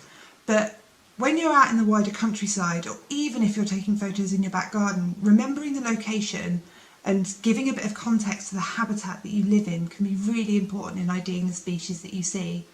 For example, if you live near a wetland, you might get something like a reed bunting turn up on your feeders in winter, looking for a little bit of extra sustenance. Or if you live near the coast, like I do, some incredible birds called black redstarts occasionally turn up in gardens or perched on walls around gardens, which are really amazing to see. Finally, download your data and ID those really tricky birds. I really recommend having a go at doing it yourself first, whether you're using an RSPB bird book or a general field guide, or even the bird identifier on the RSPB website. Going through that process of trying to work out exactly what it is how I learnt to identify birds for myself. and it can be really, really useful. And one top tip that I'll give you is that for the Big Garden Birdwatch, you can rule out any migratory bird species that go away to different continents for the for the winter period, because they'll all be sunning themselves in places like Africa and they won't be in your gardens right now. So you're unlikely to see a willow warbler. It's very likely to be a chiffchaff if it's in your garden at this time of year, and that can really narrow down the options that you have to choose from. But most of all, have fun, enjoy your Big Garden Birdwatch, and I hope you see some incredible species in your gardens this year. Ah, fantastic. And I'm glad to clear that, because I'm not the best photographer in the world. And and rather than me just calling them rubbish pictures these days, as I often label my pictures, I'm going to start calling them record shots. So huge thanks to Sussex Sarah for doing that little video for us. Hopefully that was really useful for a lot of people. But interestingly, she mentioned chiffchaffs off the towards the end there, and actually some people might be surprised to hear her actually mentioning chiffchaffs. So she's very right in saying that willow warblers will be in Africa this time of year, but chiffchaffs a lot of people think will also migrate. But in the south, particularly where I am, and I think where you are, Samuel, as well, we do get chiffchaffs in winter. And interestingly, I mean, quite frankly, I'm freezing to death, but where these chiffchaffs come from is even colder than it is here in this little shed that I'm keeping in. And in fact, we do get birds from as far as Siberia coming to winter in the UK. And I think we've got a couple of little clips. So I'll check look how fluffy that is. So this is a great image by John Wall, who lives actually not too far away from me. I think John is from Dorset as well. And this is a Siberian chiffchaff. So our normal chiffchaffs that you see in the spring, and as we saw in the end of that video, they tend to be a bit sort of yellow and green, but these are kind of a bit more washed out, quite pale. And this one was a little video sent in by Matt Bruce as well. And this was taken, I think it was up in Spurn, up in Yorkshire on the east coast. And but a bit of a rarity, to be fair. So, but more likely to see a normal chiffchaff at this time of year as opposed to the Siberian one. But also, Samuel, have you been watching Winterwatch? I have. I've managed to catch a few episodes this week, which has been really, really good. Yeah, there was a little feature on chiffchaffs, which was great. It was down in Cornwall, and they were looking at sewage works, so very glamorous, and actually how sewage works attract chiffchaffs because there's loads of insects. So yeah, really, really interesting. But Samuel, how's the questions going? Are they flooding in? I was just going to say the questions have been amazing. We've had so many coming in. There's been a few, so I'll try and group a couple together. So we had one from, it was asked by Debbie Coleman on Facebook, but a few people have been asking this. Especially on our Lot Garden cam, we've been putting out peanut kernels as whole peanuts. Debbie, for example, spends ages trying to pulverize them down into sort of like finer. Is that necessary, or is it okay to feed whole peanuts? Yeah, so there's a couple of parts to this question. So in the breeding season, so it is well known that you shouldn't feed whole peanuts. So that is something that is quite widely known. And the reason is, in the spring, there's a chain of thought that is around adult birds trying to feed whole peanuts to youngsters in nests. Now, there's a whole range of debate as to whether that does commonly happen, but it is a risk. And if birds are desperate to, if it's really bad weather, for instance, and birds need to feed their chicks, they will try and feed them, whatever they can find. And if that happens to be a whole peanut, then that could be dangerous. So in the breeding season, put your peanuts in your feeders, in those mesh feeders, so birds only take little bits. Or, as you're saying there, somebody pulverizes them. That's a great idea too. In winter, it is okay to feed whole ones, because what they'll do is likely go away and cache them. And in fact, our Loch Garten cam that we've been watching absolutely loads, birds have been flitting in and out, taking those whole peanuts, and chances are those coal tits, like they're doing here, have been flying off of them to cache them so that they'll eat them another day. But in our gardens, if you do break them up at this time of year, that's no bad thing, because birds can save energy. They don't have to spend the time hitting them. So the blue tits and coal tits and great tits will hold a peanut in their feet and hammer it, and kind of break bits off. So if it's broken up already, then that saves them energy and saves them time, means they can eat quicker. So yeah, hopefully that answers that one. And great to have Loch Garten camera back with us as well, just in case that coal tit might appear. Who knows? Yeah, we've been waiting for that one all day, haven't we, really? Just keep going back to it and seeing. So it's really good one as well on this one, because you can see so many coltits that come in and out really, really quickly. So this one from Facebook by Leslie Payne is asking, how do you count the birds when they're in these flocks? Because they come in so quickly in and out. So are there any good tips to getting the sort of rough, accurate number?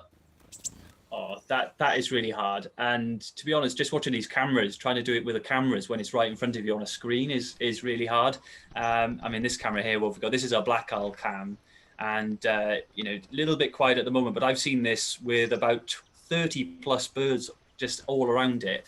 So, I mean, the garden birdwatch, from the big garden birdwatch point of view, what people will be counting over the weekend is the highest number that you see at one time. So we're not looking for a kind of account, you know, a running total of all the blue tits that have come in, for instance. So you're counting the highest seen at one time, which is, to be honest, easier to do with finches, because finches come in a flock and they tend to sit there and on the feeders or maybe just below the feeders, and they feed and they linger around. But the blue tits and great tits and coal tits, as we've seen, just flit back and forth like crazy. And to be honest, I think it's just really hard. I don't think there is a real good answer for that question. I'm just going to go all out and say it's blinking tricky, if that's okay. It might be a cop-out, but that's my answer for that. Yeah, I think that's absolutely right as well. I mean, we've spent time trying to count birds as well, and it is just, I think that was about 10, so let's go with that one. Sometimes it's good to sort of ballpark it, I think. Right, let's have a look at a couple more that have been coming in. We had this one from Hazel over on YouTube. Obviously, I've decided to do this from inside today. I can hear the rain on my windows, and Luke, you're about an hour down the coast and decided to do it fairly outside. Why do we do Big Garden Birdwatch at this time of year, as today it's not the nicest of weather? Yeah, it's basically to make our live streams as tricky as possible for us, I think, Samuel. I think that's that's maybe one reason, but no, the genuine reason is that the middle of winter is when birds are kind of most reliant on gardens for food, so it's the best time for us to be watching birds, because theoretically the numbers will be higher. Now, you know, year to year things do vary, but because of the length of time that this survey's been running, it's been running long enough now to start developing those trends to tell us, you know, how the birds are doing. But it is simply because this is the time of year when most birds visit our gardens. You know, it could, well, as we're not getting this weekend as much, you know, we're not really getting a cold snap. We're going through one of those horrible sort of fronts that we get in the winter, which means lots of rain and wind. We're over to Arn here, and you can see the rain on their bird table. There's a little greenfinch just at the edge. Actually, greenfinch is a great one to see, because they've been in huge decline. Again, a bird that used to feature a lot in a lot of people's big garden birdwatch, but they've declined. And an interesting point here is they've partly declined because of a disease called trichomoniasis, which affects how the birds can sort of eat.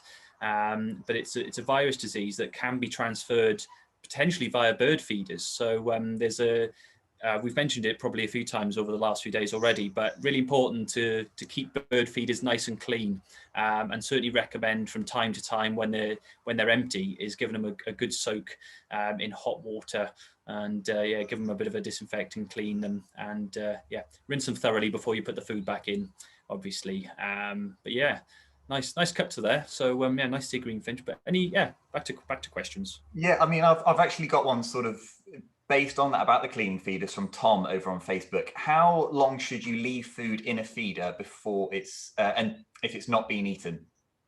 I think it's a case of keeping an eye on the food. I think peanuts are a classic that they can go off fairly quickly in feeders. And a big tip from me would be actually if you're quite new, you know, if you're just starting out feeding garden birds, and your garden isn't really busy, you know, like we're seeing at the feeder cam at Arn, they fill their feeders up literally every day, so the food just doesn't last long at all. But if you're not inundated with birds, just put a little bit of food in your feeders to start with, just to get those birds coming back and forth, and top them up as needed. So there's no need really to keep your feeders totally full, which could mean that food just kind of sits in there for longer.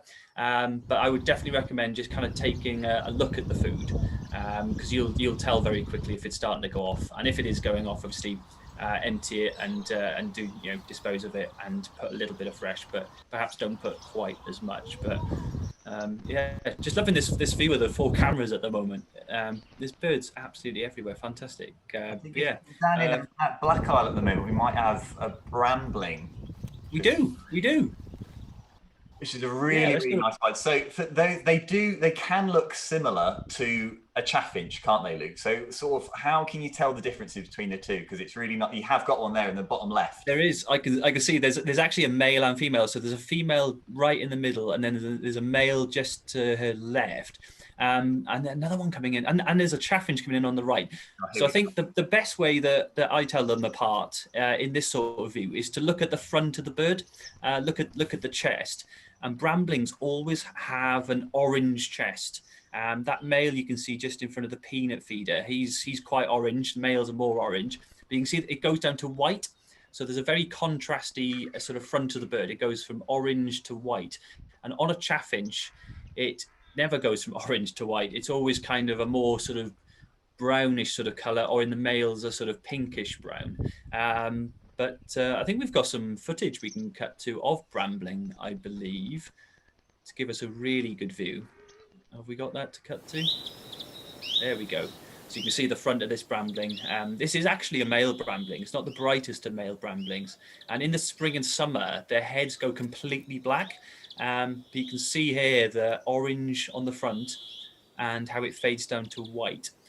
Interestingly, this one as well has got an orange beak, which chaffinches never ever have orange beaks, and don't know if we're going to get a glimpse of their backsides, their rump as we call it.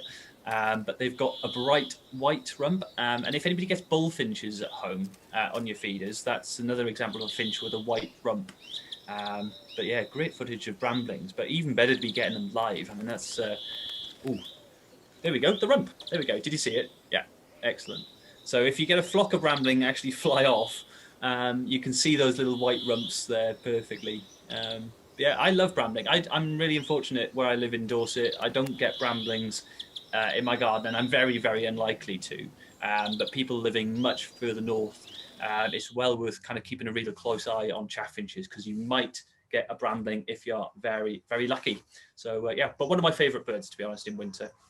Yeah, mine too, actually. It's been on my list for a while because my local reserve is the Arn Reserve, just around the corner, and very rarely we get one or two in the winter time. This winter just gone, we did have a couple, but still yet to tick them off, still yet to see one. Okay, let's go to, we've got another question here from on YouTube from Andrea Smith, and she's asking that she's had flocks of long-tailed tits flittering through in the last sort of month, but none for a week or so. Are they territorial? So are long-tailed tits territorial? Yeah. I wouldn't say they're territorial. It's an interesting one with long-tailed tits because they're always in a flock. They're a bird that you will always see as a group. And I think where I live here, I've got several groups that do the rounds, but I moved into where I live now only about 2 or 3 months ago. And this might be one reason why birds' habits change in gardens, because my neighbours feed birds a little bit. They've got some feeders out, but they don't have fat feeders out. A few doors down does have a fat feeder, and I noticed that they were getting loads of long-tailed tits all the time. So I've put a fat feeder in my garden, and now I get the long-tailed tits nearly all the time, and I don't think they do. So in all seriousness, birds visit so many different gardens on a little sort of round as a bit of a circuit that I think sometimes just things like people changing what they feed in gardens in your neighbourhood can have an actual effect on birds visiting. Odds are that they will be back because long-tailed tits, they know their circuit really, really well. They learn where all the gardens are. We're cutting to some live tree sparrows on the right.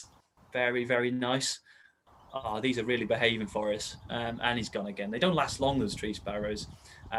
Top left, we've got another one. They froze again. They're frozen.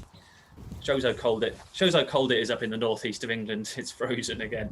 But yeah, back to long-tailed tits. Yeah, so they're not territorial as such, and the fact that they've disappeared could just mean that they're temporarily distracted. They'll be back hopefully.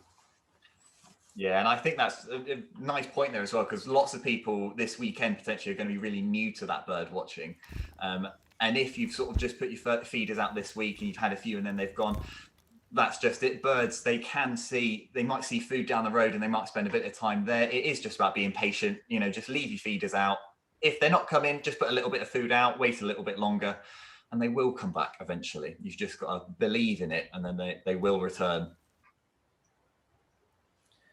Nice. So I'm noticing the time, Samuel. So we're nearly heading towards that 2 o'clock mark, which means we've been live for quite some time. So I don't know how people are faring at home. Hopefully they're not fed up with us yet.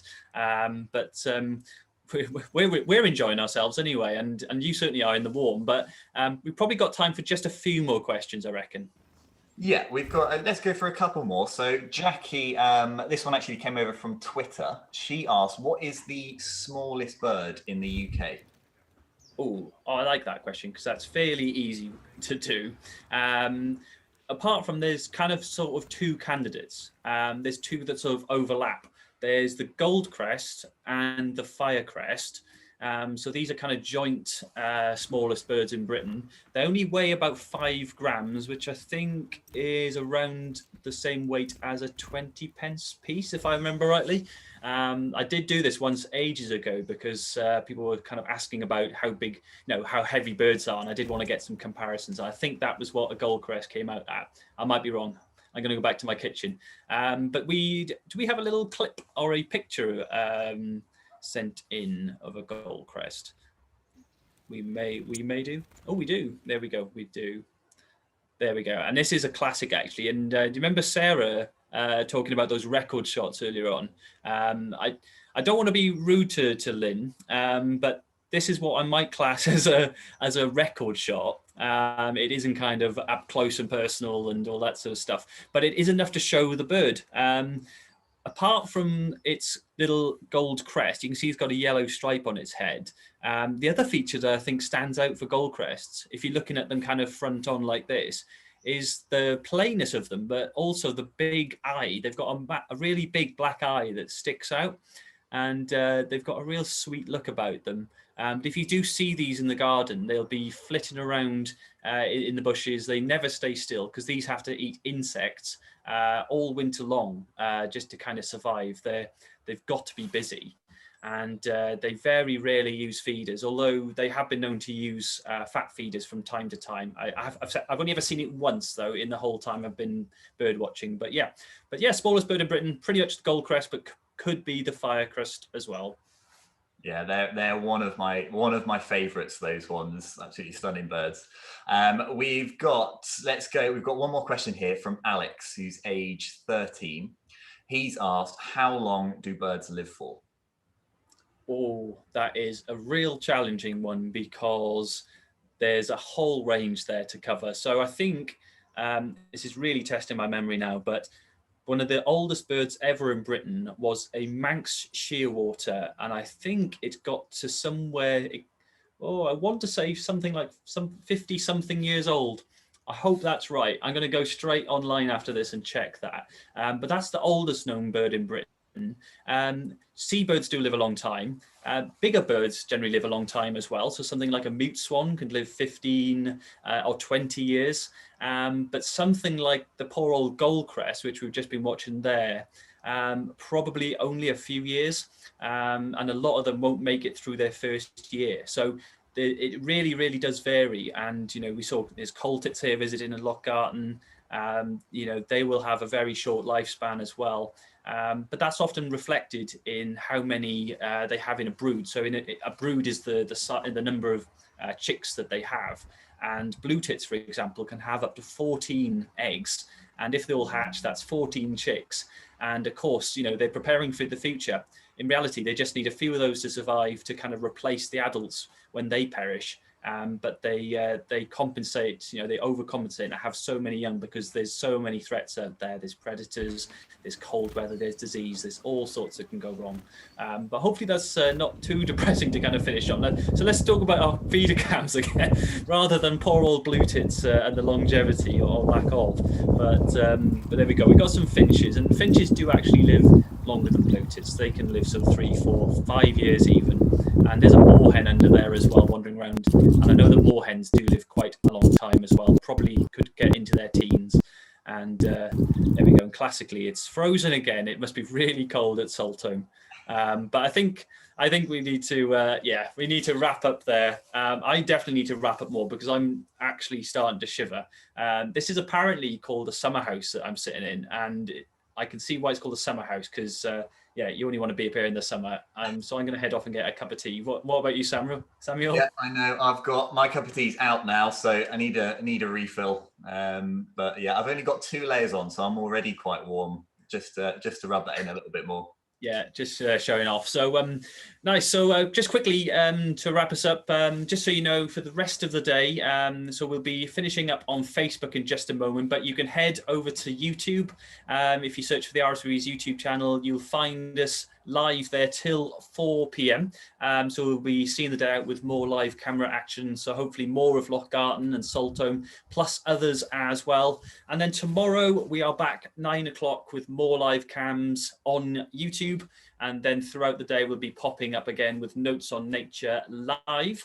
Lots of celebrities involved there and lots of fantastic advice and chat about our garden birds. And we'll be back at, I think, 1 o'clock tomorrow again with, we'll be answering more of your questions.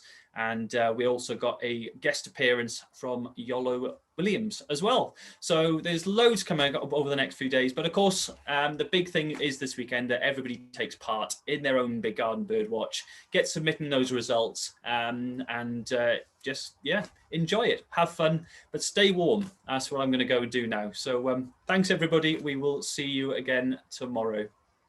Thanks, guys.